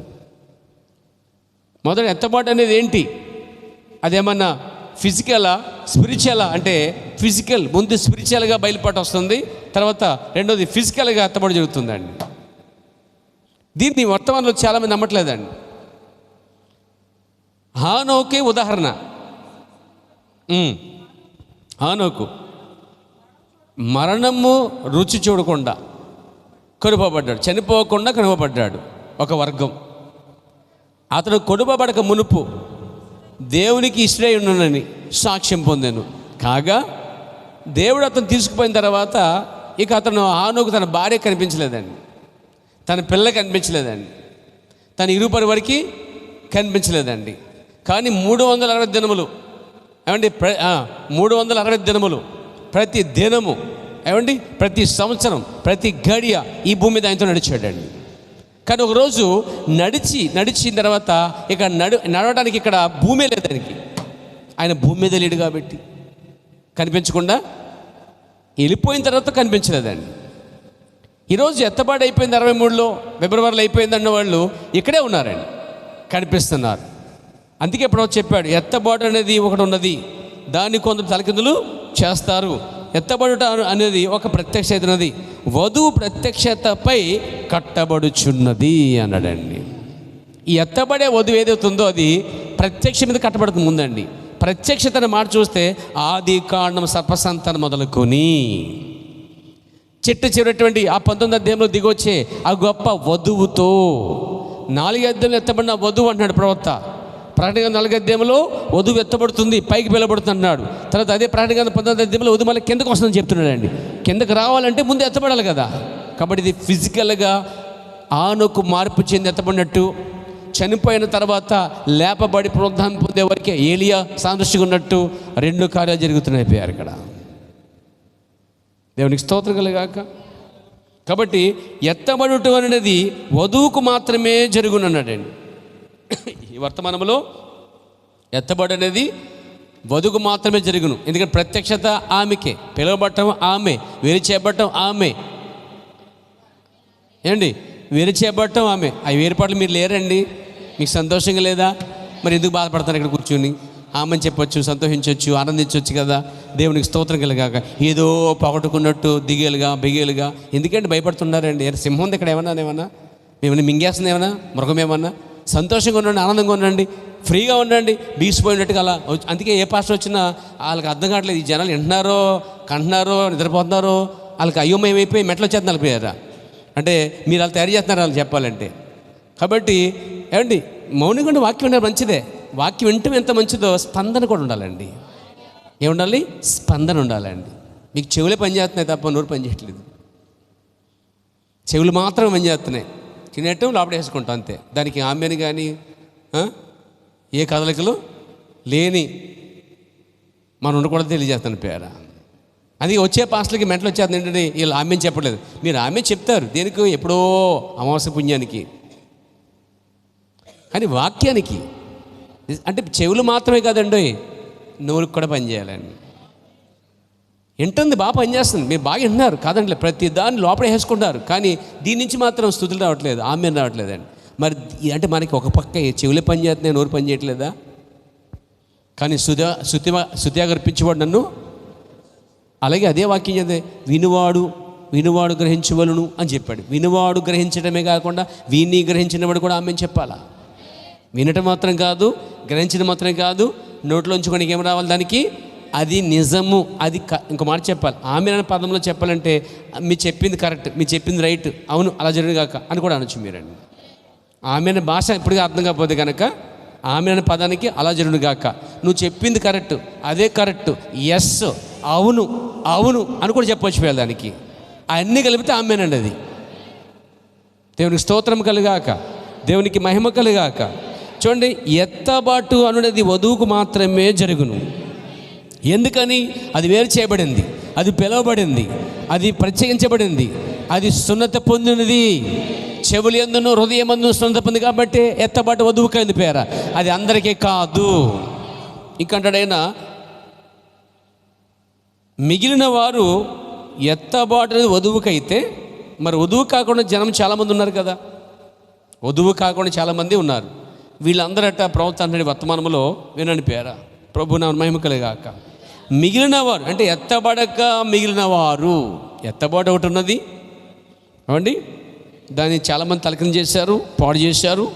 వధువు ఒక ప్రత్యక్షత కట్టబడింది, వధువు మాత్రం ఎత్తబడుతుంది. మిగిలిన వారు మరణించిన వారే 1000 సంవత్సరాల వరకు వారంటే బ్రతకరంటండి. ఒకవేళ ఎత్తబాటు జరిగి దాంట్లో మిస్ అయితే, ఏమండి, ఎత్తబాటు జరుగుతున్నప్పుడు ఎత్తబాటు కనుక అందులో మిస్ అయితే, ఇది బస్సు మిస్ అయింది, ట్రైన్ మిస్ అయింది కాదు, మొత్తం ఎత్తబాటు మిస్ అయితే 1000 సంవత్సరాల వరకు సమాధి బయటకు రావండి. మనం 1000 సంవత్సరాల తర్వాత వాళ్ళు బయటకు వస్తారు. ఈ 1000 సంవత్సరముల తర్వాత హనీమూన్ అన్నాడు. దీన్ని వివాహము చేసుకున్న వారు ఒక హనీమూన్కి ఎలా వెళ్తారో, యేసుక్రీస్తుతో ఎత్తబడ్డవారు అట్టండి 3 సంవత్సరం గడిపిన తర్వాత, అప్పుడు విందు అయిపోయిన తర్వాత హనీమూన్కి వస్తారట వాళ్ళు. ఎంత బాగుందండి ఆ యొక్క వివరణ, చూడండి ఎలా ఉందో. వివాహము, విందు, హనీమూన్. దేవునికి స్తోత్రం కలిగాక. ప్రవక్త అంటాడు ఇక్కడ హనీమూన్ అనేది చాలా అద్భుతమైందంటండి. అది శరీర సంబంధం కాదు, కానీ అలాంటి చక్కటి అనుభూతులు అండి, అనుభవించేటువంటి కార్యాలు అవన్నీ. దేవునికి స్తుతి కలుగాక. కాబట్టి ఎత్తబాటు అని జరిగినప్పుడు వారు విందులో పాల్గొని మళ్ళీ కిందకు వస్తారు భూమి మీదకి. ఈ భూమి మీద వారు 1000 ఏండ్ల పాలన, ఈ 1000 సంవత్సరములు లైక్ హనీమూన్. దేవునికి స్తోత్రం కలుగాక. పెళ్ళైనవాడు హనీమూన్కి వెళ్తామంటే ఎవడు ఏడవరండి, ఆడు కూడా ఏడవడు. ఎందుకంటే హనీమూన్ అని సంతోషం తీసుకొచ్చేది, ఆనందం తీసుకొచ్చేది. అవండి వారు ఒక్కరొక్కరు అర్థం చేసుకోవడం సహకరించేది, ప్రత్యేకంగా జీవించడానికి పనిచేసేది. దేవునికి మహిమ కలుగునుగాక, స్తుతి కలుగునుగాక. మీకు తెలుసా, మన ప్రవక్త తన పారాబుల్గా వివాహం చేసుకుని బిల్లిపాలని మెడను తీసుకుని హనీమూన్కి వెళ్ళాడండి. నేను చెప్పేది వర్తమానం, సో చెప్పలేదు పేర. దాన్ని తీసుకొచ్చి అంటాడైనా ఆ అనుభవాన్ని చెప్తున్నాడు. అర్థం ఒక రేపు వధువు కూడా అలాంటి అనుభవం పొందుతుంది అంటున్నాడండి. హనీమూన్ ఎవరు మిస్ చేసుకోరండి. అలాగే ఎత్తవాడి తర్వాత ఈ భూమి మీదకి వచ్చినప్పుడు వెయ్యేండ్ల పాలన అలాంటిది, హనీమూన్ లాంటిది అంటాడండి. చాలా సంతోషకరమైనది, ఆనందకరమైనది, పలకబడే కార్యాలు, వర్ణించని కార్యాలు, భూమి యొక్క ఎలా నీతితోను, యెహోవా నీతితో ఆ భూమి నింపబడుతుంది అంటండి. అది నిజమైన హనీమూన్ అంటే. కల్మోషం లేనిది. ఆ 1000 సంవత్సరంలో సాతాను పూర్తిగా బంధించబడుతున్నాడు అండి. అబద్ధాలు ఉండవు, మోసాలు ఉండవు, అసూయలు, కక్షలు, చంపుకుంటాలు, నరుక్కుంటాలు ఉండవు. ఆ 1000 సంవత్సరంలో ఏమి సమాధానంగా, దాన్ని మెస్సియా రాజ్యం అన్నాడు, క్రీస్తు రాజ్యం అన్నాడు, దేవుని రాజ్యం అన్నాడు. అదే యుగములుండే ఆ మహిమగల మహోన్నత రాజ్యం అని చెప్పాడండి. దానికోసం దానియేలు గ్రంథంలో రాయబడింది. చదువుతారు ఒకసారి పేర? దానియేలు గ్రంథంలో చూస్తాం మనం.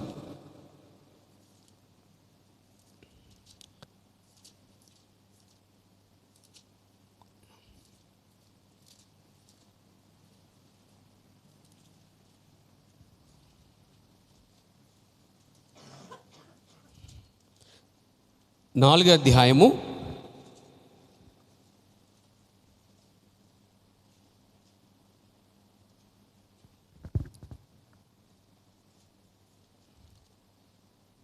4 దేవుడికి స్తోత్రం కలుగాక.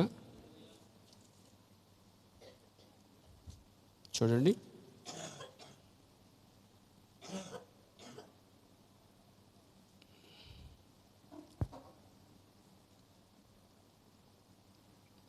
క్షమించండి, 2వ అధ్యాయంలో ఉంది.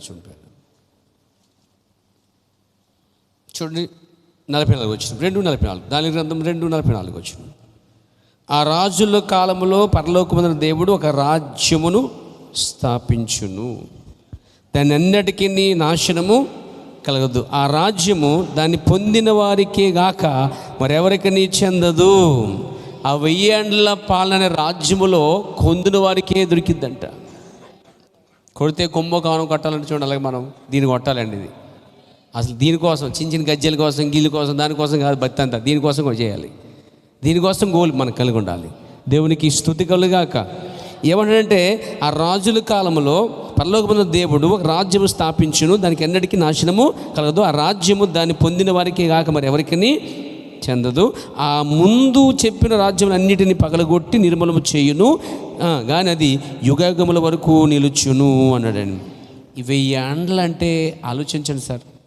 1000 సంవత్సరాలు అంటే ఆలోచించండి. మాటల మనం ఈజీ చెప్పేసుకున్నాం. మన బతుకంతా 100 చక్రంలో ఉందండి. ఎక్కడుందంటే ఆ 100 కూడా దాడపోవచ్చు మన బతుకి. బాగా తిండిగా, చక్క తిండి బాగా మరీ అన్నీ వేసుకోకపోతే 100 దాటే వచ్చి ఇంచుమించుగా. మంచి ఆహారం తీసుకుంటే, ఆరోగ్యంగా ఉంటే, ముఖ్యంగా టెన్షన్ లేకుండా ఉంటే, ప్రెజర్ లేకుండా ఉంటే. టెన్షన్ ప్రెజర్ లేకుండా ఉన్నారా ఎవరైనా అంటే ఎందుకులే, అందరూ ఉన్నారు. అయినా దాని ఒత్తిడి దాన్ని అధిగమించగలిగితే, వాక్యముతో ఆదరించబడితే మరి మంచి సంవత్సరాలు బతుకుతుంది మనం.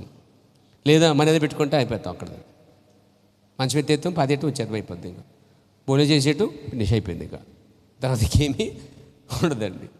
ఈజీగా ఇదంతా 100లో అయిపోతుందండి. కానీ దేవుడు మనకి 1000 సంవత్సరాలు ఇస్తున్నాడండి.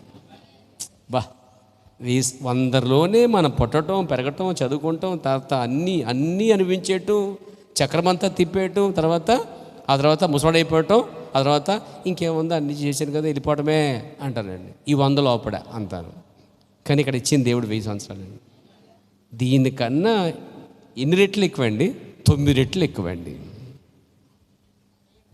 దేవునికి స్తోత్రం కలిగాక, దేవుని మహిమ కలిగాక. మనం దీనికి ఎంతో ఇష్టంగా బతికేస్తున్నాం, దీనికోసం ఎంతో కష్టపడుతున్నాం. దీంట్లో ఉంటూ దీన్ని కొట్టాలండి మనం. దానికి ఎత్తబాటు చాలా అవసరమండి. ఇదే మనం మిస్ అవ్వకూడదండి. మన భక్తి అంతా చివరికి ఏంటంటే, నేనైనా మీరైనా సిస్టర్ బ్రదర్స్, ఇదండి. ఇది కోల్పోతే మాత్రం ఆ 1000 ఏండ్ల దొరకవు మనకి సార్. ఎత్తబాటు జరగాలంటే, ఎత్తబాటు జరిగిందంటే, ఎత్తబాటులోకి వెళ్ళాలంటే మళ్ళా 1000 ఏండ్ల మనం రావాలి. ఎత్తబాటుకి వెళ్ళాలంటే ఖచ్చితంగా ఈ తరవాక్యముతోనే అలంకరించబడాలి, ఈ గడి వర్తమానంతోనే అలంకరించబడాలి. ఎవరి ప్రసంగం అక్కర్లేదు మనకి. ప్రవక్త ప్రసంగం మాత్రమే అలంకరించబడాలి. వాటిని ఎవరు పలికినా దాన్ని తీసుకోవాలి. వాటిని పక్కన పెట్టి ఎన్ని పలికినా అది వ్యర్థం వ్యర్థం పేర. దేవునికి స్తోత్రం కలుగాక. మిగిలిన వారు మరణించిన వారే 1000 సంవత్సరం జీవించారండి. ఇక్కడేమో ఎత్తబడిన వారేమో 1000 సంవత్సరం జీవిస్తారు. ఇక్కడి నుంచి ఎత్తబడిన వారేమో 3.5 సంవత్సరాల తర్వాత మళ్ళీ వాళ్ళు 1000 సంవత్సరాలకు వస్తారు. ఇది దీన్ని హనీమూన్ అన్నాడు ప్రవక్త.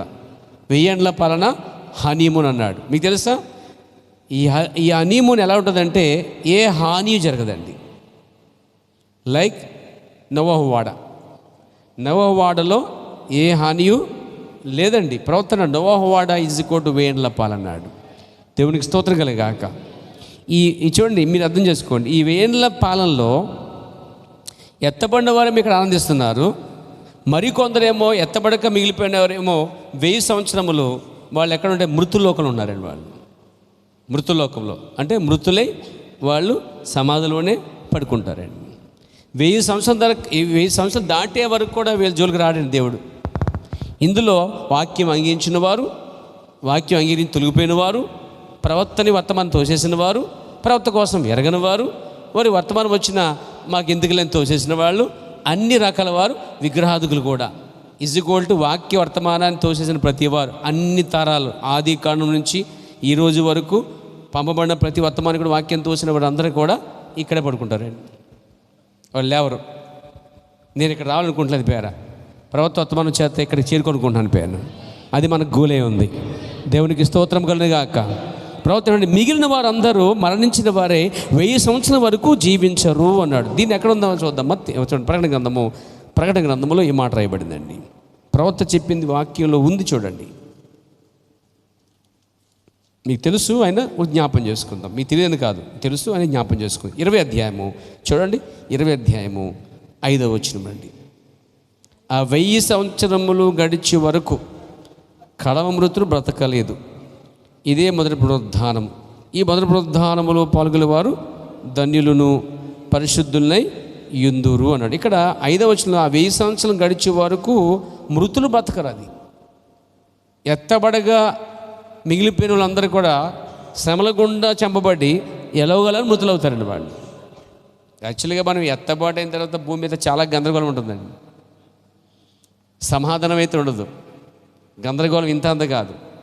ఎందుకంటే ప్రజలు, ప్రవక్త చెప్తున్నాడు చోట, మతి చెడిపోయేటండి చీమలు కూడా ఏనుగులా కనిపిస్తే ఒక రోజు వస్తుందంటండి. చీమలు కూడా ఏనుగులా కనిపించే ఒక మెంటల్ పరిస్థితి ఏర్పడుతుందంటండి. ఫిజికల్గా వాళ్ళు మెంటల్ అయిపోతారండి. ఎప్పుడైతే వారు ఆ స్థితికి వచ్చేస్తారో ప్రతి దానికి వారు భయపడతారండి. వాళ్ళు ఎలా ఉంటారంటే వాళ్ళ భయానికి పక్కోడు మరణించేస్తాడండి. మీకు తెలుసా, ఎత్తబడిన తర్వాత వారు శ్రమల గుండా వెళ్తున్నారండి. 3.5 సంవత్సరాలు శ్రమల గుండా వెళ్తున్నారు. ఆ 3.5 సంవత్సరములు ఒక్కరోజు ఒక్క నిమిషం కూడా ఖాళీ లేకుండా. దాని గురించి మీకు బాగా అర్థమయ్యేది. అక్కడ ఒక దూత తెరవడం, 9వ అధ్యాయంలో 5వ ముద్ర ఇవ్వబడటం, 5వ ముద్ర శ్రమల సూచనగా ఉందని చెప్పడం విన్నారండి. దేవునికి స్తోత్రం కలుగాక. 6వ ముద్రకు వచ్చేసరికి అక్కడ శ్రమలు ప్రారంభించబడటం, 6వ ముద్రలో సూర్యుడు చీకటిగా ఉండటం, చంద్రుడు కాంతినివ్వబడటం, ప్రతిదీ అంతా గందరగోళం గందరగోళం గందరగోళం గందరగోళం మాట్లాడండి. అక్కడ మనిషి పనిచేయడానికి కానీ డబ్బు తెచ్చుకోవడానికి కానీ నో టైం. శ్రమలు బైబిల్ చెప్తుంది. మరి అక్కడ మిడతలు కూడా లేచి మనం కరవటం ప్రారంభిస్తున్నాయి, హింసించడం ప్రారంభిస్తున్నాయి. ఈ తట్టుకోలేక పైనుంచి పడే మంచు గడ్డలు ఉన్నాయంట. మళ్ళా నేను లెక్కేసాను, ఒక్కొక్కటి 50 కేజీలు అంటండి. ఎక్కడి నుంచి అండి? 50 కేజీలు మంచుగడ్డలు పైనుంచి పడితే బుర్రలు ఉంటాయంటారు. అసలే అంతా రక్త సింధూరం అయిపోద్ది. మొత్తం మామూలు కాదండి. ఎక్కడ చూసినా తలకాయలు పగిలిపోతాయి. ఏవో మాదిరిగా ఉన్న బిల్లులు కూడా ఉంటాయి అనుకుంటారా? అవి పడతానే ఉంటాయి. 50 మనుగులు, చాలా భయంకర పరిస్థితి అండి. ఇవన్నీ అలాగుండగా కరువులు, ఇబ్బందులు, కష్టాలు, శోధనలు ఇవన్నీ ఉండగా నీరు చేదైపోవటం. ఇప్పుడు మనం తీగే నీరు తాగుతున్నాం కదా, ఎత్తబడిన తర్వాత ఈ నీరు చేదైపోద్దండి. ఏ నీరు పట్టుకున్నా చేదుగా ఉంటుందండి. నీరు దొరకదు, ఆహారం దొరకదు, అండ్ ఆ టైంలో సెల్ ఫోన్లు ఉండవు, శాటిలైట్లు ఉండవు, నో కనెక్ట్, అన్నీ వైఫైలు గీఫైలు మొత్తం అన్నీ. ఏమండి బ్యాలెన్స్ చేసేవాడు ఉన్నాడు, ఆడికే శ్రమలు ఉన్నాడు, కష్టాలు ఉన్నాడు.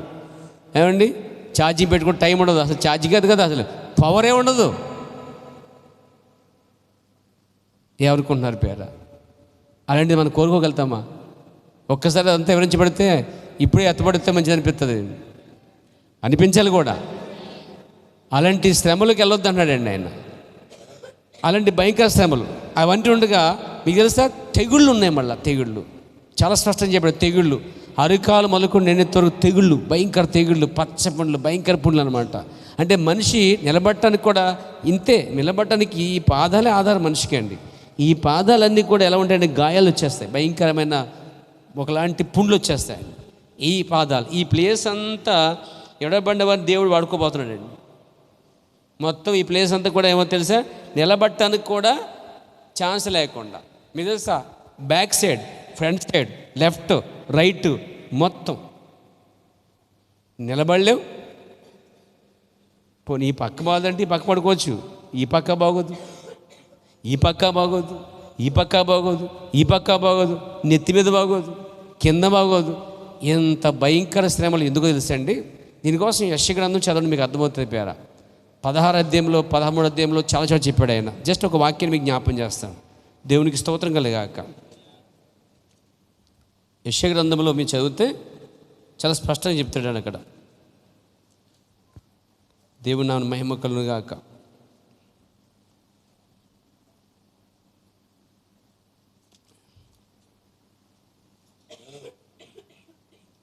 Praise the lord. 18వ అధ్యాయంలో అండి చూస్తాం మనం. 18వ అధ్యాయంలోనూ ఇవన్నీ చూసినప్పుడు ఒకలాంటి భయంకరం ఆందోళన ఏర్పడద్దండి.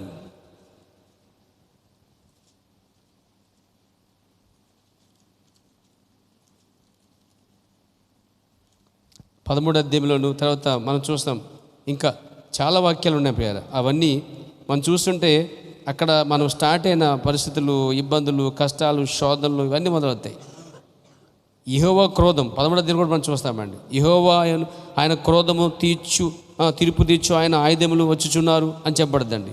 మీరు జాగ్రత్తగా చదువుతుంటే ఆ వచనాలన్నీ 6, 7, 8, 9, 13లో వచనాలు చూస్తుంటే తర్వాత 9వ వచనం చివరికి క్రూరమైన ఉగ్రతతోను ప్రచండమైన కోపముతోను అది వచ్చును. ఇది ప్రవచనం అండి. ఇది అది వచ్చును, ఇది ఒక ప్రవచనం అండి. ఇది ఎందుకు వస్తుంది తెలుసా? 10 అంటాడు ఆయన, ఆకాశ నక్షత్రములు నక్షత్రరాశులను తమ వెలుగు ప్రకాశింపవు. ఉదయకాలము సూర్యుని చీకటి కమ్మును, చంద్రుడు ప్రకాశింపడు. లోకులు చెడుతనం బట్టియు. ఎందుకు చేస్తాడు దేవుడి పని? లోకులు చెడుతనం బట్టియు, దుష్టుల దోషణ బట్టియు నేను వారిని శిక్షించబోచున్నాను. ఎందుకు శిక్షిస్తున్నావయ్యా? కారణం ఇది అని చెప్తున్నాడండి ఆయన. ఊరికే శిక్షించాడు ఆయన. లోకులు దుష్టత్వం బట్టి, ఎందుకంటే వాక్యం వచ్చి తోసేశారు, పరిశుద్ధత్వం వచ్చి తోసేశారు, ప్రవక్త వచ్చాడు తోసేశాడు, సేవకులు వచ్చారు తోసేశారు, నాన్న రచ్చ చేశారు వాళ్ళు. అందుకే ఇప్పుడు దేవుడు చేస్తారు అండి, అలాంటి వారందరూ ఎత్తబడక మిగిలిపోయినప్పుడు యెహోవా కోపాగ్నికి తట్టుకోలేని పరిస్థితి అండి. దుష్టుల దోషణ బట్టి, చాలా స్పష్టంగా చెప్పాడు, దుష్టుల దోషణ బట్టి నేను వారిని శిక్షించబోచున్నాను. అహంకారుల అతిశయమును మాన్పించేదను, బలాత్కారములు గర్వమును అణచివేదను. బంగారం కంటే మనుషులను, ఓఫరు దేశము సువర్ణము కంటే నరులను అరుదుగా ఉండజేసేదను. అంటే అర్థం ఏంటి? బంగారం ఉండదు కానీ మనుషులు ఉండరండి. రాబోయే కాలంలో ఇది జరగబోతున్నాయండి. యెషయా చెప్పిన ప్రవచనాలు ఇంకా జరగవలసిన కొన్ని ఉన్నాయండి. ఇదే యెషయా కన్నీకి ద్వారా ఆయన వస్తానని చెప్పాడు, వచ్చాడు లేదండి. ఆయన చనిపోయి సమాధి చేయబడి ధనవంటి సమాధి చేయబడతా చెప్పాడు యెషయా. అది జరిగింది జరగలేదా? ఇదే యెషయా చెప్పాడు 1000 ఏళ్ల పాలనలో ఒక భయంకరమైనటువంటి పరిస్థితి, నాగుపాము దగ్గర చిన్నపిల్లలు ఆడుకుంటాడని చెప్పాడు. ఇదే యెషయా ఏం చెప్పాడంటే ఆ ఎద్దు గడ్డి మేస్తుందని చెప్పాడు, సింహం గడ్డి మేస్తుందని చెప్పాడు, యెహోవా పర్వతం మీద ఏ హాని జరగదని చెప్పాడు ఇదే ప్రవక్త. మరి ఇదే ప్రవక్త ఈ కూడా చెప్పాడే. అవి నమ్మబడమే, నీ కూడా నమ్మవలసింది మన పేర. ప్రతిదీ మనం నమ్మవలసిందండి. దేవుని నామమున మహిమ కలుగును గాక. కాబట్టి ఎత్తబడక మిగిలిపోయిన వారికి ఈ భయంకర శ్రమలు, శోధనలో ఇక్కడ అక్కడ బైబిల్లో రాయబడ్డాయిపోయారు. మనం దాంట్లో కొన్ని చూద్దాం. చూడండి, ప్రకటన గ్రంథము 9వ అధ్యాయం వద్దాం పేరు మనం. ప్రభు నామమున మహిమ కలుగును గాక.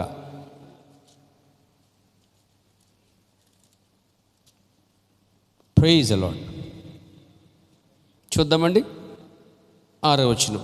ఆ దినములలో మనుషుల మరణమును వెతుకుదురు కానీ అది వారికి దొరకదు. చావాలని ఆశపడుదురు కానీ మరణ వద్ద నుండి పారిపోను.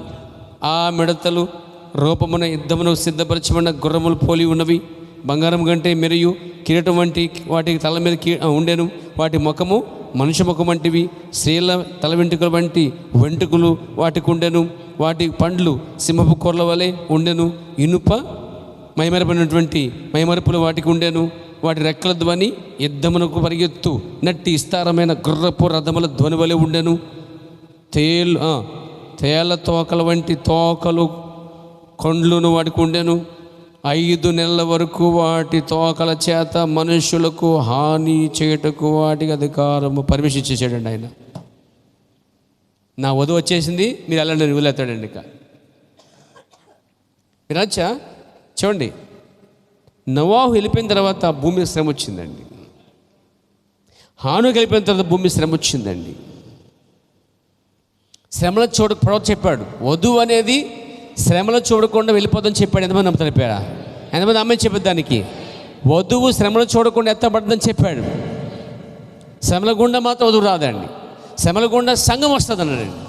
వధువు సంఘము కాదు, సంఘం వేరు, వధువు వేరు.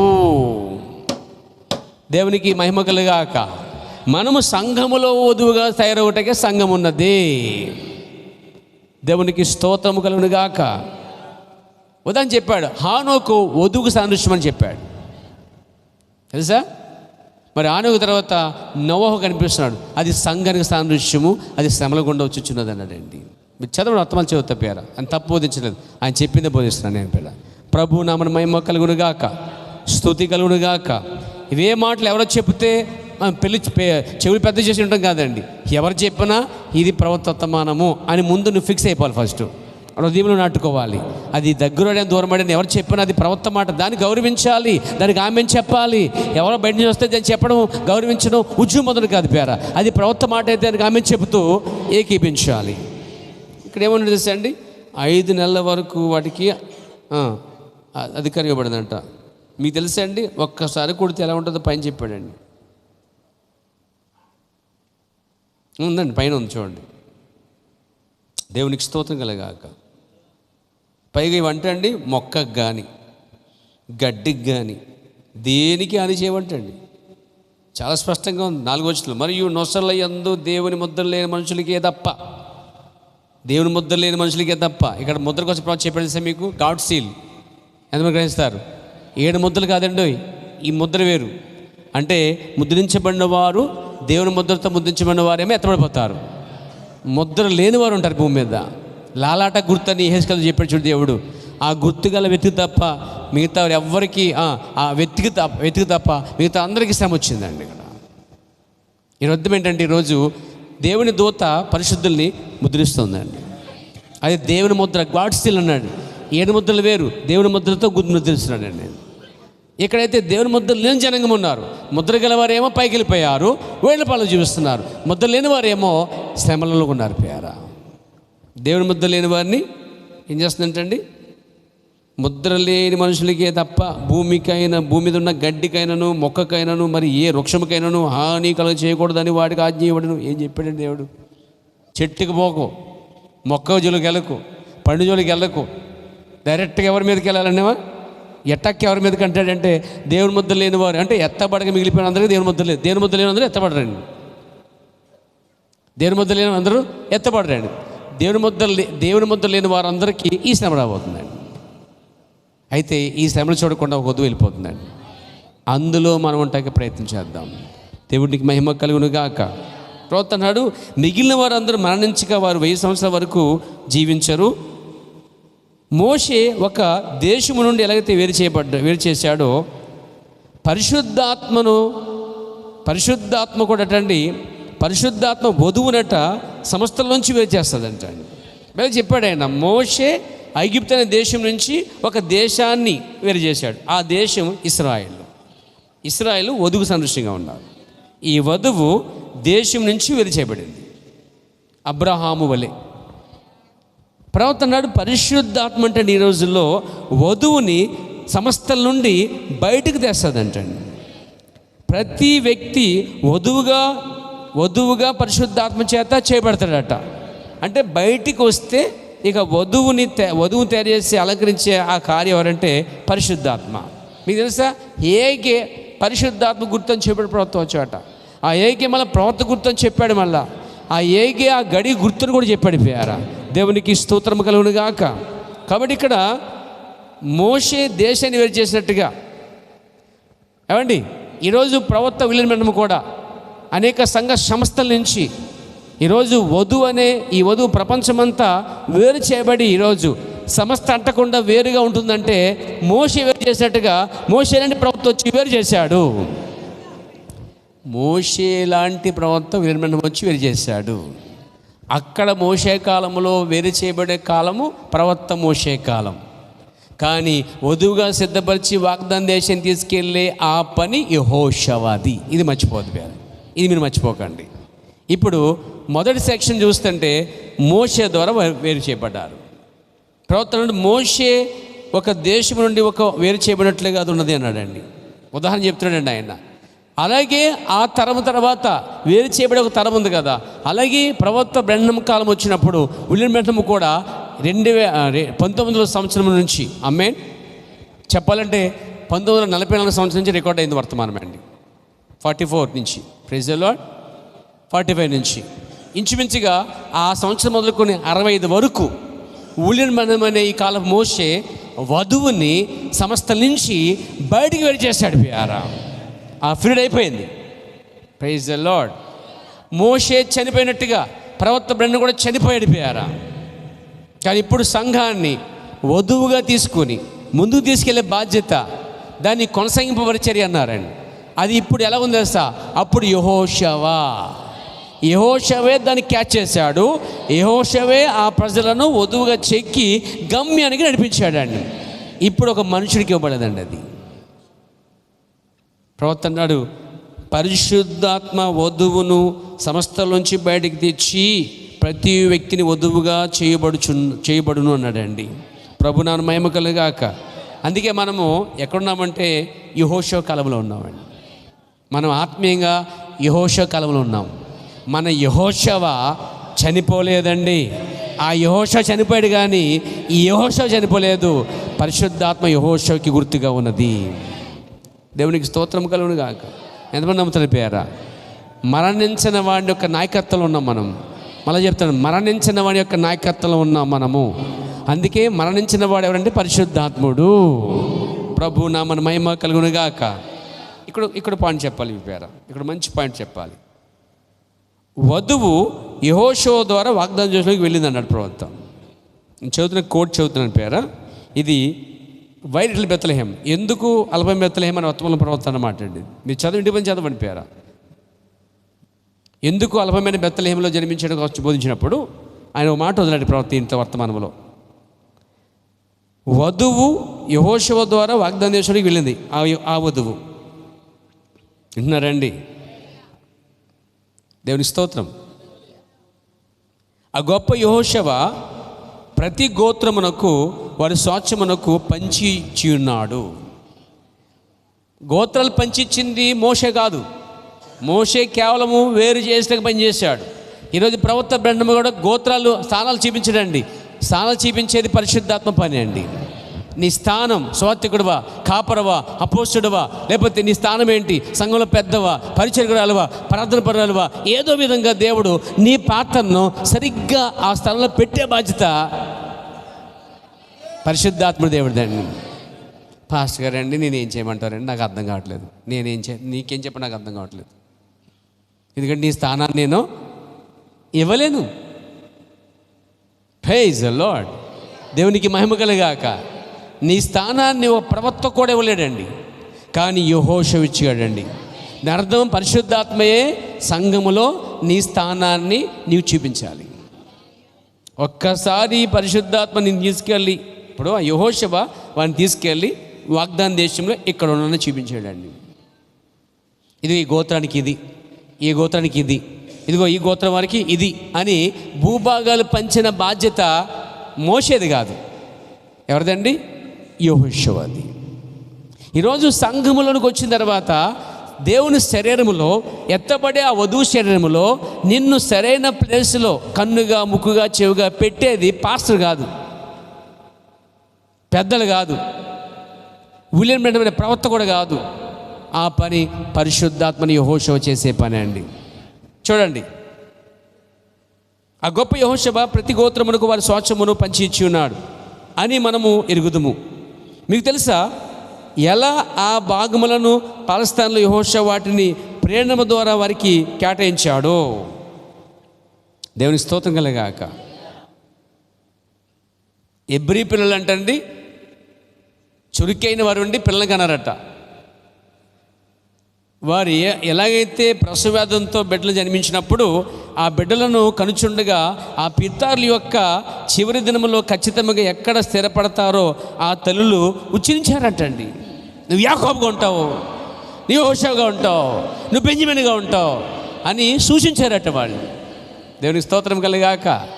ప్రవక్త అన్నాడు ఇప్పుడు ఆయన, మీకు తెలుసా యెహోషువ వాటిని ప్రేరణ ద్వారా వారికి కేటాయించాడు. ఆ తల్లులు ఏ పరిశుద్ధాత్మ ద్వారా ప్రేరణ ద్వారా ఆ పేర్లు పెట్టారో పరిశుద్ధాత్మ కూడా ఆ స్థానం తీసుకొచ్చి ఇచ్చిందండి. ఓ ఎంత గొప్ప కార్యం అండి. దేవునికి స్తోత్రం కలిగాక. వారు వాగ్దాన దేశంలోనికి ఎక్కడ ఉంటారో వారిని వారి స్థానంలో ఉంచెను. యెహోషువ దాన్ని ఎరగకపోయినను ఇంకను అదే ప్రేరణ ద్వారా వారు ఎక్కడ ఉండవలసి ఉన్నారో అక్కడే వారిని ఖచ్చితంగా ఉంచెను. యెహోషువ చేయలేదు, యెహోషువలో పరిశుద్ధాత్ముడు చేస్తున్న పని అండి అది. యెహోషువ వ్యక్తి కాదండి, ఆ వ్యక్తిలో పరిశుద్ధాత్మ చేసే పని అండి. అంటాడు ఆయన, యెహోషువ దాన్ని ఎరకపోయినను ప్రేరణ ద్వారా వారు ఎక్కడ ఉండవలసి ఉన్నారో అక్కడే వారిని ఖచ్చితంగా ఉంచినట్టండి. ఒక ప్రేరణ చేత యెహోషువ సరిగ్గా అక్కడ ఉంచాలించినప్పుడు అది యెహోషువ ప్రేరణ కాదు, అది ముందు నిర్ణయ ప్రకారం జరుగుతుంది. పరిశుద్ధాత్మ యెహోషువలో నుండి వారి వారి స్థానాలు కేటాయించిందంటండి. ఇంకంటాడైనా అక్కడ యెహోషువ ఆ కుమారుని తిన్నగా ఆ స్థలంలో ఉంచి ఉన్నాడు. ఒక దేవుని కుమారుని, ఒక దేవుని కుమార్తెని ఈ కాలపు యెహోషువ సరైన స్థలంలో ఉంచాలండి. ఉదాహరణకి దేవునికి స్తోత్రం కలిగాక. ఇప్పుడు సపోజ్ ఇది మనం ఒక బాడీ, ఇది praise the Lord, Jesus body ఇది, దేవునికి మహిమ కలుగాక. విన్నారండి? బాగుంది కదా, కొంచెం అర్థం ఉంది కదా.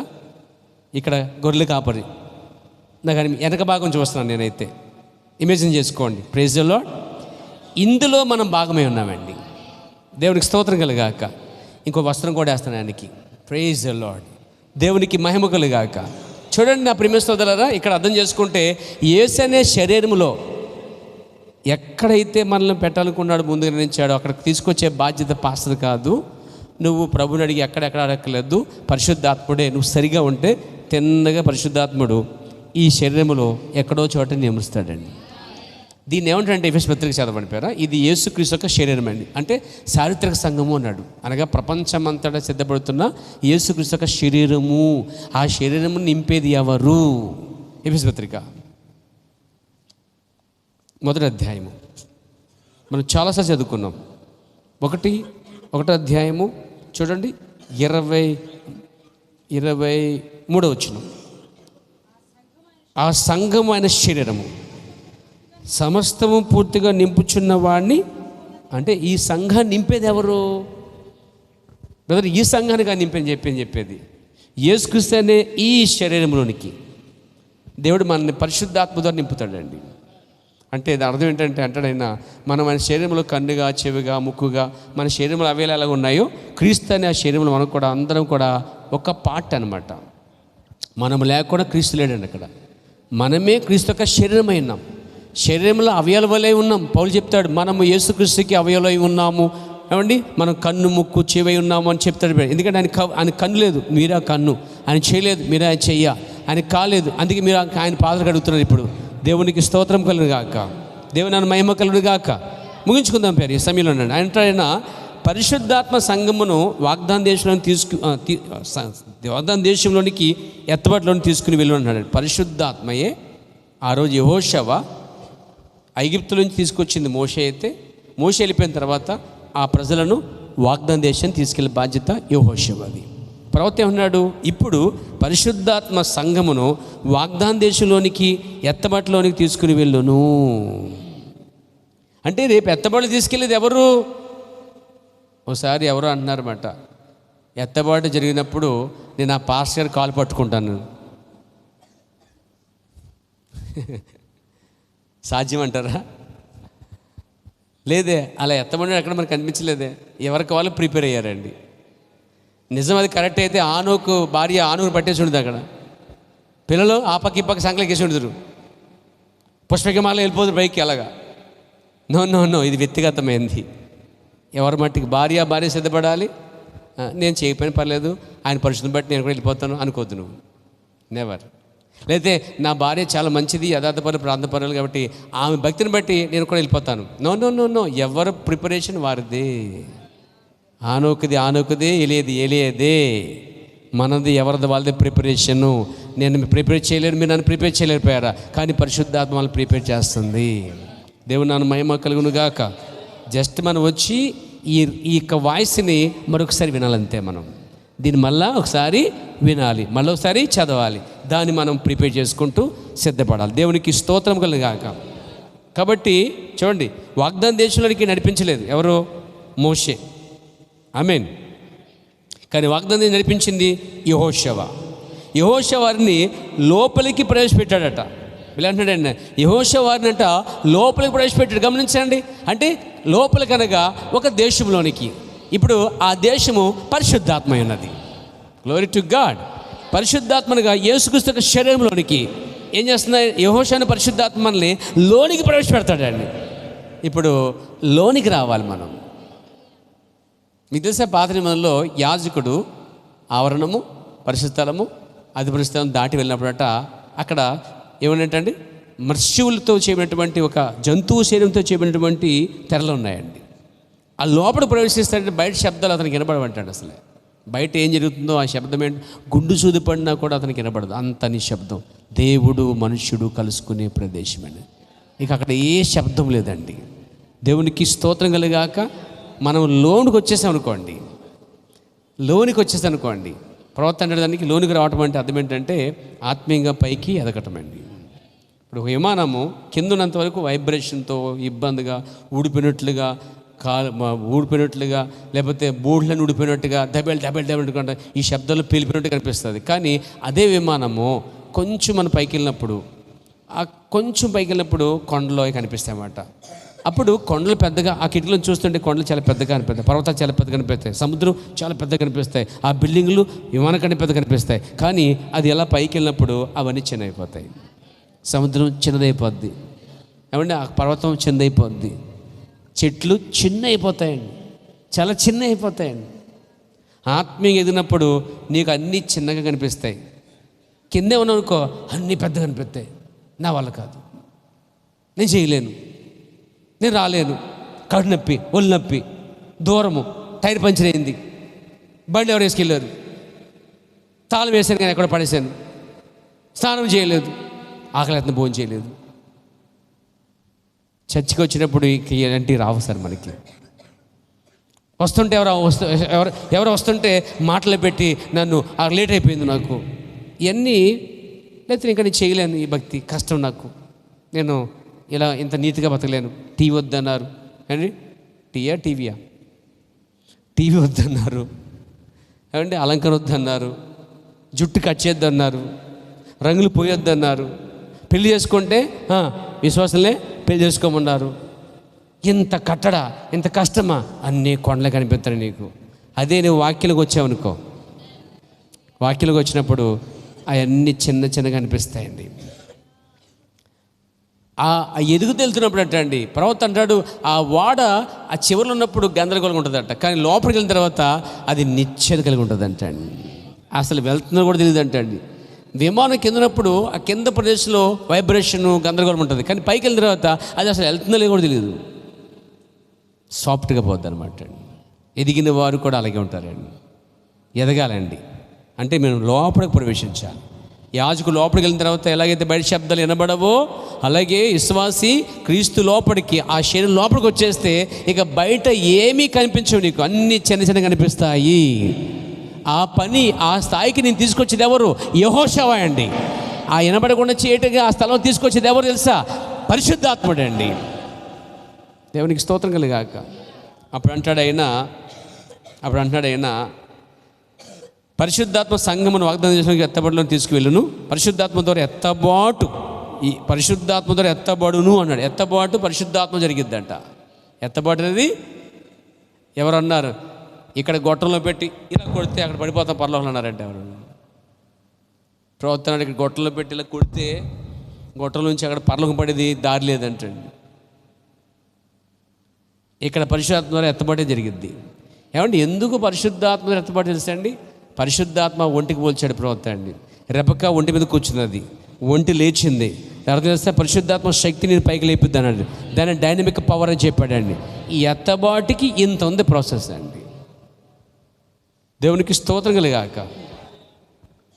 అందుకంటే గొప్ప యోధుడైన యెహోషువ ముందుగా, అంటే యెహోషువ తనకు ముందుగా ఎప్పుడు దేవుని పెట్టాడంట అండి.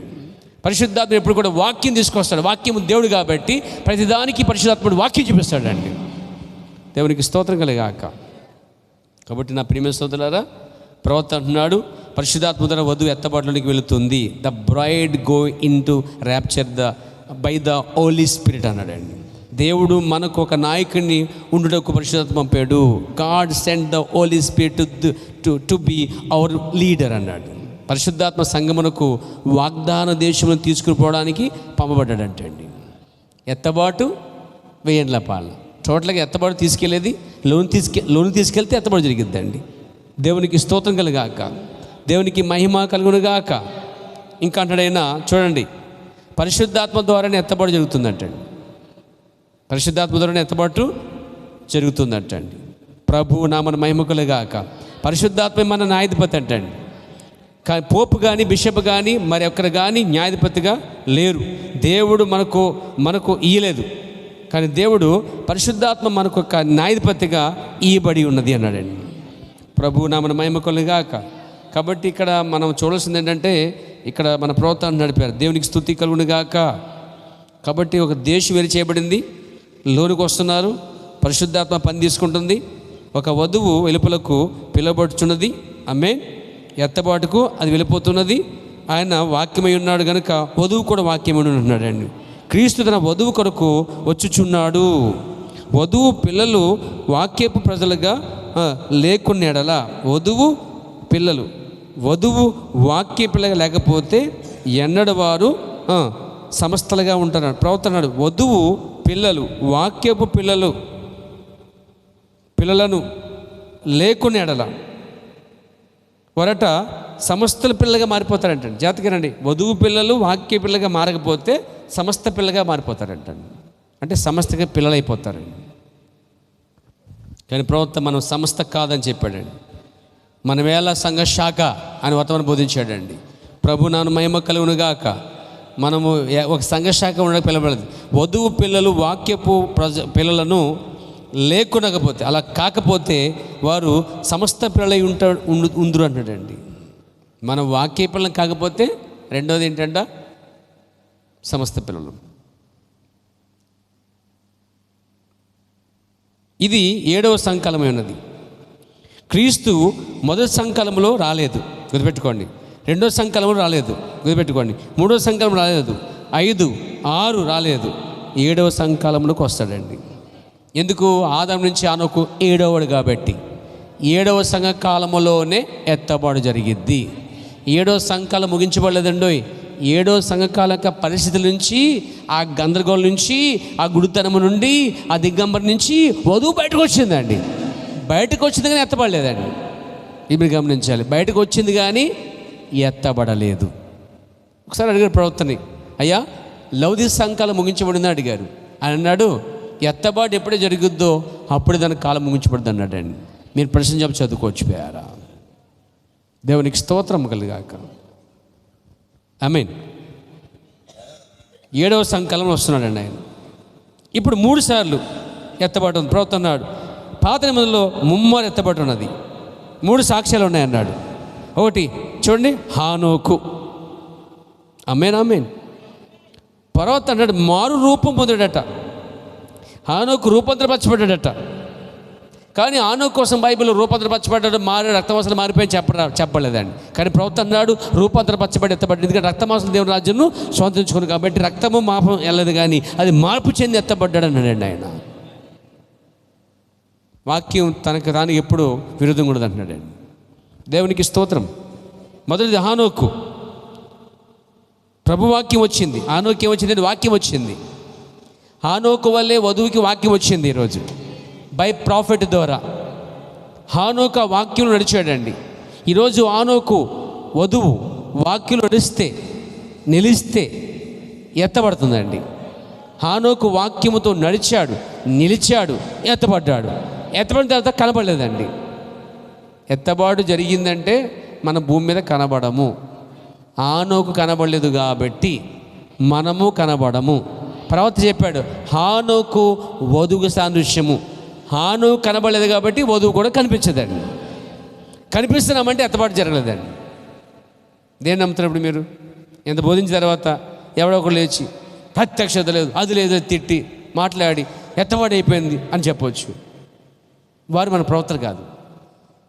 వారు మన ప్రవక్తలు కాదు. పరిశుద్ధాత్మ అంతకంటే కాదు. మనకు పరిశుద్ధాత్మ ఉన్నాడు, మనకు ప్రవక్త ఉన్నాడు. ప్రభువు నామమున మహిమ కలుగాక. ప్రవక్త స్థానాన్ని ఎవరు తీసుకోకూడదు, ఆక్రమించకూడదు. రెండోది తర్వాత పరిశుద్ధాత్మ స్థానమును ఎవరు మింగివేయకూడదు, దొంగిలించకూడదు. అక్కడ మనం కాపాడుకోలేకపోయాం. 3 సార్లు హానోకు మరణం పొందకుండానే రూపాంతరపరచబడి ఎత్తబడ్డాడట. హానోకు సంగమునకు లేక వధువుగా మాదిరిని చెప్పాడు ఈ వర్తమానంలో హానోకు వధువుకు మాదిరి. హానోకు ఎత్తబడ్డాడు, కనబడలేదు. వధువు కూడా ఎత్తబడుతుంది, కనబడదు. వాక్యం అండి. వాక్యం ఎన్నడూ మారదు. దేవునికి స్తోత్రం కలుగాక. రెండోది ఏలియా. అతడు సుడిగాలిలో ఎత్తబడ్డాడు. Praise the Lord. ఎత్తబాటు ఎలా జరిగింది అన్నాడంటే యేసుక్రీస్తు ఒక మేఘం వచ్చి కొనిపోద్దని చెప్పాడండి. ఒక మేఘం వచ్చి కొనిపోద్ది. పాపం మన వాళ్ళు చాలామంది మేఘం వచ్చింది కొనిపోయింది అంటున్నారండి. మళ్ళీ కింద ఏం చేస్తారండి మీరు? అక్కడ మేఘం వచ్చి కొనిపోయి ఎక్కడ దాకా కొనిపోయిందండి? భూమికి అందనంత ఎత్తుగా ఆకాశ మండలం వరకు కొనిపోయింది. ఒక ఎత్తబాటులో ఒక మేఘం వచ్చి మధ్యాకాశానికి కాదండి, ఆ మధ్యాకాశానికి అందనంత ఎత్తుకి వెళ్ళిపోతుందండి. మేఘమండలం మీద వెళ్ళిపోదుము అని బైబిల్ చెప్తుందండి. చాలా స్పష్టంగా చెప్పబడింది. మనం చదువుకున్నాం. వారు లేపబడిన వారు సజీవులను మనం వారు కలిపి ఆకాశ మండలం మీద మేఘాల మీద వెళ్తామని చెప్పాడు. మేఘాలు ఇల్లు వచ్చేస్తామన్నాడా? వీళ్ళు ఏమని తెలుసా అండి? ఆ మేఘంలో వధువు ఉంది, వెళ్ళిపోయింది అన్నాడు. ఆ మేఘంలో వెళ్ళిపోతే బైబిల్ ప్రకారంగా వధువు ఆకాశ మండలికి వెళ్ళి కిందకు వచ్చిందా లేదని చూస్తే 3-4 సంవత్సరాల దాకా కిందకు రాదని బైబిల్ చెప్తుందండి. దేవునికి స్తోత్రం. వారు వెళ్ళి సదాకాలము ఆయనతో ఉందురు అని చెప్పాడండి. కాగా ఈ మాట చేత మీరు ఒకరొకరు ఆదరించుకునుడి అని బైబిల్ చెప్తుంది. ఏలియా సుడిగాళ్ళు కొనుక్కోబడ్డాడు. యేసుక్రీస్తు ఒక మేఘం కొనిపోయింది తెలుసా మీకు? ఎంతమంది నమ్ముతారు? చూద్దాం. అపోస్తలుల కార్యగ్రంథం 1వ అధ్యాయము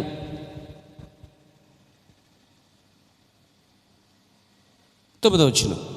ఈ మాటలు చెప్పి వారు చూచుండగా ఆయన ఆరోహణమాయను. అప్పుడు వారి కన్నులకు కనబడకుండా ఒక మేఘము ఆయనను కొనిపోయెను. ఇది ప్రకటన గ్రంథం 17 కాదండి. అర్థమైందా? చనిపోయి సమాధి చేయబడి 40 దినాలు భూమి మీద ఉండి వాళ్ళందరి నుంచి వేరు చేయబడి ఎత్తబడుతున్నప్పుడు ఒక మేఘం కొనిపోయిందండి. ఈ మేఘము 1963లో వచ్చిన మేఘము కాదు. కానీ ఈ మేఘము యేసుక్రీస్తు మొదటి దినాల్లో ఎత్తబడి తీసుకెళ్ళి మేఘము. ఈ ఏ విధంగా యేసుక్రీస్తుని మేఘం కొనిపోయిందో దీన్నే పౌలు చెప్పాడు. మొదటి సంపత్రిక 4వ అధ్యాయము 17లో చెప్పాడు. దేవునికి స్తోత్రం. చదవండి పేరా. ఏమన్నాడు? 1:17లో ఆ మీద సజ్జలు నిల్చుండి మనము వారితో కూడా ఏకముగా ప్రభుని ఎదుర్కొంటకు ఆకాశ మండలమునకు మేఘముల మీద పోతామన్నాడండి. మేఘముల మీద కొనుపబడదుము అన్నాడండి. యేసుక్రీస్తు మేఘముతో వెళ్ళిపోయాడు ఎలాగో, అలాగనే వధువు కూడా మేఘముతోనే వెళ్ళిపోద్దండి. వెళ్ళిపోయి కిందకనే రాదండి, వెళ్ళిపోయి క్రీస్తుతో సదాకాలం అనగా 3 సంవత్సరములు అక్కడే ఉంటుంది. అక్కడ ఒక పెద్ద బల్ల వేయబడుతుంది. అది కొన్ని వేల కిలోమీటర్ బల్ల అన్నాడు ప్రవక్త. పరిశుద్ధులందరూ ప్రభు రాత్రి ముందు తీసుకోబోతున్నారని చెప్పాడండి. అంతేకాదు గొప్ప సాక్ష్యము అక్కడ ఉంది, గొప్ప సాక్ష్యాలు అక్కడ ఉన్నాయి, గొప్ప విందు ఉంది, రుచికరమైన విందు అక్కడ జరగబోతుందండి. వీరులకు విందులు అంటే చూడండి, పరలోకము అన్నపానములు కాదండో. No sambar, no white rice, no biryani, chicken, mutton, no no no. అక్కడ ఓన్లీ పానము భోజనం కాదంట, పరిశుద్ధాత్మలో ఆనందం అని చెప్తాడు బైబిల్లో. చూడండి ప్రియ, అది కూడా క్లియర్ చేద్దాం. అపోస్తలుల గ్రంథంలో ఉందన్నమాట. దేవునికి స్తోత్రం కలిగాక. పరలోక రాజ్యము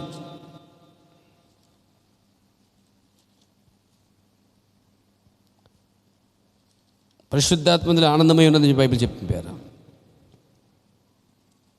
గ్లోరీ టు గాడ్.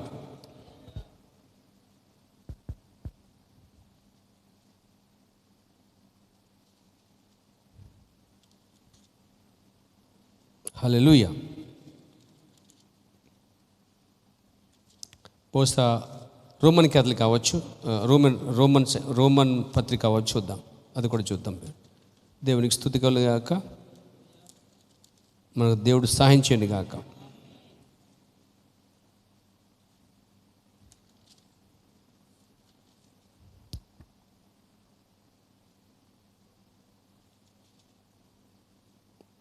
పానము కాదు కానీ దేవుని రాజ్యము భోజనమైనది దొరికిందండి. 14వ అధ్యాయము 16 వచ్చిన చూద్దామండి. 15 వచ్చి చూద్దాం.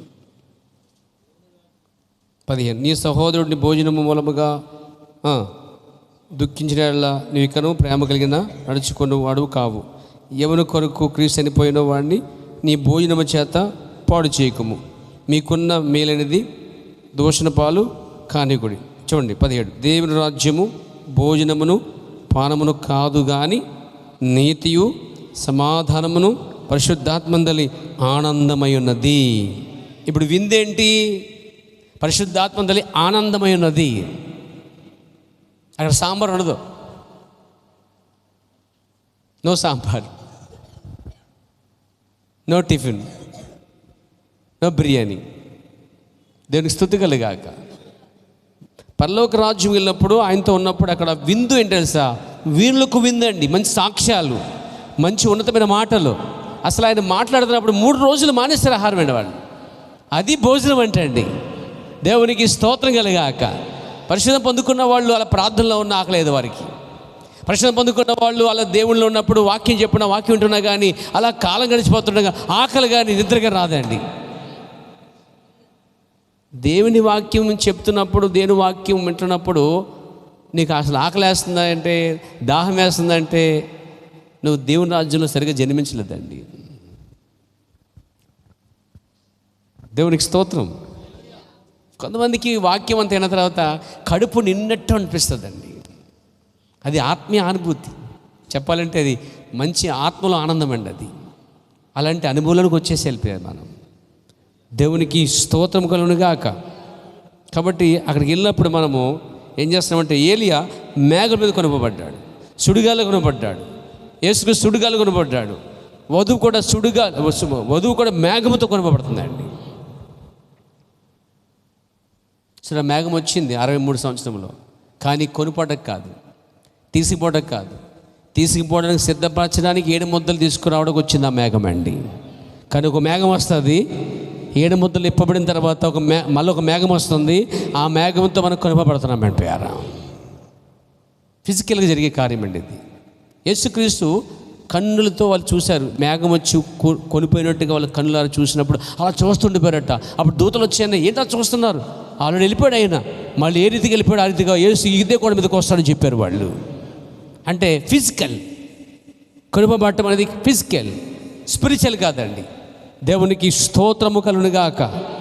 మూడో సాక్ష్యం, మొదటి సాక్ష్యం హానోకు ఫిజికల్గా, రెండవ సాక్ష్యం ఏలియా ఫిజికల్గా, దేవునికి స్తోత్రం కలుగా ఫిజికల్గా వెళ్ళాడండి ఆయన, కంటికి కనబడినట్టుగా దృశ్యం కనిపిస్తుంది. మూడోది యేసుక్రీస్తు వారండి. ఆమేన్. యేసుక్రీస్తు వరకు చెప్పుకుంటున్నాం, వాళ్ళు చెప్పుకున్నాం, ఆల్రెడీ మనం చెప్పుకున్నాం. ఏలియా కనబడుతూ వెళ్ళాడు, ఏలియా కనబడుతూ వెళ్ళాడు. తర్వాత యేసుక్రీస్తు కనబడుకుని వెళ్ళాడు. హానోకు, ఏలియా, యేసుక్రీస్తు ముగ్గురు 3 సాక్ష్యాలు ఉన్నాయి. ప్రవర్తన వర్తమానంలో 3 ఎత్తబాట్లు 3 సాక్ష్యాలు ఉన్నాయి అన్నాడండి ఆయన. 4వది అంటాడు ప్రవక్త, అది వధువు అంటాడండి. మీరు చదవచ్చు ఇంటికి పోయిన తర్వాత.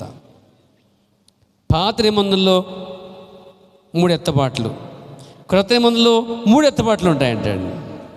క్రొత్త నిబంధనలో మొదటి ఎత్తబాటు యేసుక్రీస్తు వారు వస్తున్నాడు. మళ్ళా అదేంటండి అనొచ్చు, పాత నిబంధనకి క్రొత్త నిబంధనకి మధ్య యేసుక్రీస్తు కలయికరాయిగా ఉన్నాడటండి. మూలరాయి ఆయనే, కలయికరాయి కూడా ఆయనండి. ప్రభు నా మహిమ కలుగాక. అక్కడ హానోకు వస్తున్నాడు, ఏలియా వస్తున్నాడు, యేసుక్రీస్తు వస్తున్నాడు. ఇక్కడ యేసుక్రీస్తు వస్తున్నాడు. రెండోది వధువు వస్తుందండి.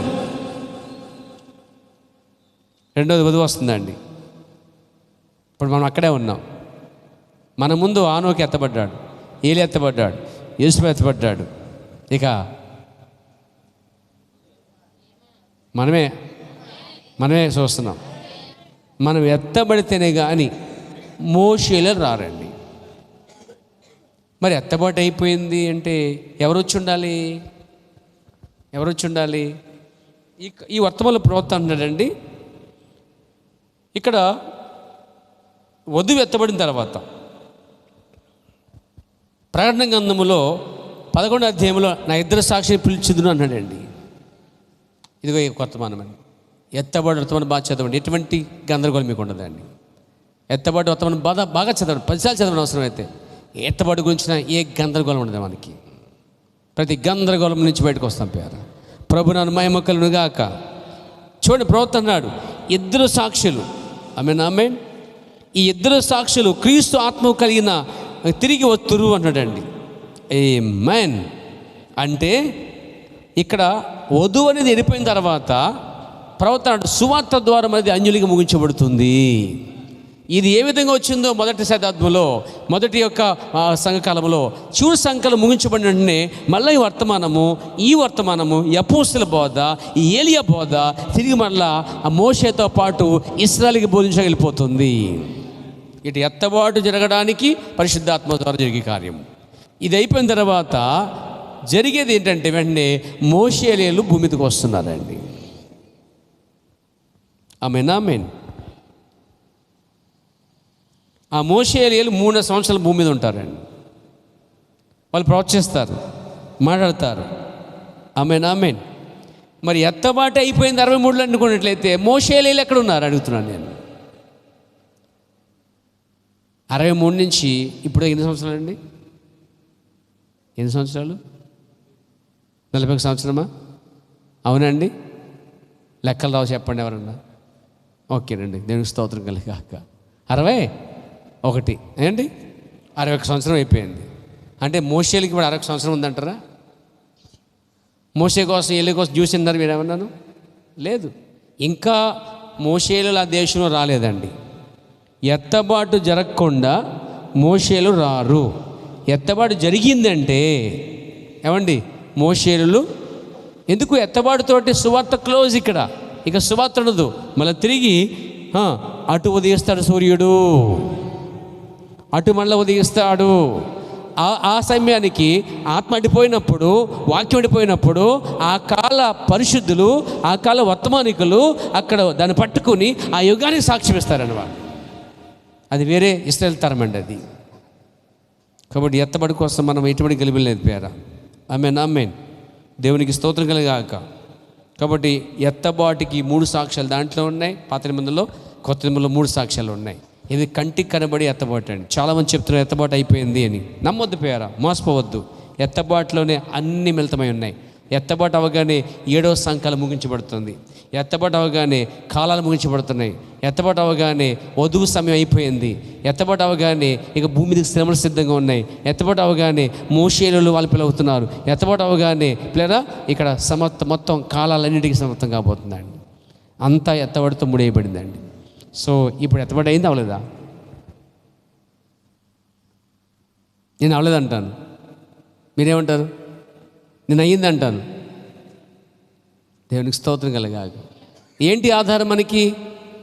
ఫిజికల్గా హానోకు ఎత్తబడ్డాడు, ఏలి ఎత్తబడ్డాడు, మోషే ఎత్తబడ్డాడు, యేసుప్రభు ఎత్తబడ్డాడు. ఆమేన్, ఆమేన్. చూడండి, యేసుక్రీస్తు, హానోకు, ఏలియా, మరి యేసుక్రీస్తు. అలాగే యేసుక్రీస్తు వధువు. మీకు తెలుసా వధువు ఎత్తబడుతుంది కదా, నిజమా? మరి మోషే ఏలీలు కూడా చంపబడిన తర్వాత వారును ఎత్తబడతారని చెప్పబడింది. 3 ఎత్తబాట్లు కొత్త నిబంధనలోను, 3 ఎత్తబాట్ల పాత నిబంధనలోను. మరి ఆ కలయికరేగా ఇటు చివరిగాను ఇటు మొదటగా ఉన్నాడు యేసుక్రీస్తు వారు. కాబట్టి మనము ఎత్తబాటుకొని ఎదురు చూస్తున్నామండి. పిచ్చి ప్రసంగులు ఇవన్నీ పాడు చేసుకోకుండా మనసు పేర వర్తమానం మీద దృష్టి పెట్టండి. దానికోసం నిలబడండి. ఆ దినం వస్తుంది, మనం మేఘం మీద కొనిపోతాం, సదాకాలం ఆయనతో ఉంటాం. మళ్ళీ భూమి మీదకి వస్తాం, 1000 సంవత్సరాలు ఆయనతో ఉంటాం, సదాకాలం జీవిస్తాం. అట్టి కృపదేవుడు మనకు అన్ని నడిపించుడు గాక. ఎంతమంది సందేహిస్తున్నారు పేరా? గట్టిగా ఆమె చెప్పండి అమ్మా. మోగోళ్ళు ఆమె చెప్పొద్దండి, నోరుండోళ్ళు ఆమె చెప్పొచ్చండి. ఆమేన్. దేవునికి స్తోత్రం కలగాక. మీతో సమస్య ఏంటంటే అడిగితే చెప్తున్నారండి. మీరు అడగకపోతే అమ్మాయినా ఎట్టదని చెప్పి ఉపయోగిస్తారా ఉపమానం? దీనికి చెల్లదండి అది. మీరు ఖచ్చితంగా వాక్యానికి ఆమె చెప్పాలి. దేవునికి స్తోత్రం కలగాక. ఇప్పుడు ఎంతమంది దీవించబడ్డారు? ఎత్తబడికి వస్తుంది. క్లారిటీ వచ్చింది మనకి అండి. ఈ స్టడీకి రావటం వల్ల ఎంత మేలైన అవసరం ఉంది. అదే రాకపోతే ఏమవుద్ది? కోల్పోతాం. దేవుడి మీద దీవించును గాక. నిలిచిన పడదాం, ప్రార్థన చేసుకుందామండి. ఒక్కసారి చేతుల పైకి ఎత్తి ప్రభు ఇచ్చిన వాక్యాన్ని బట్టి స్తోత్రం చెప్దాం ఆయనకి మనం. స్తోత్రం మీ భాషల్లో, మీ తర్కాలు, మీకున్న అలవాట్లో స్తుతించండి. హల్లెలూయా, హల్లెలూయా.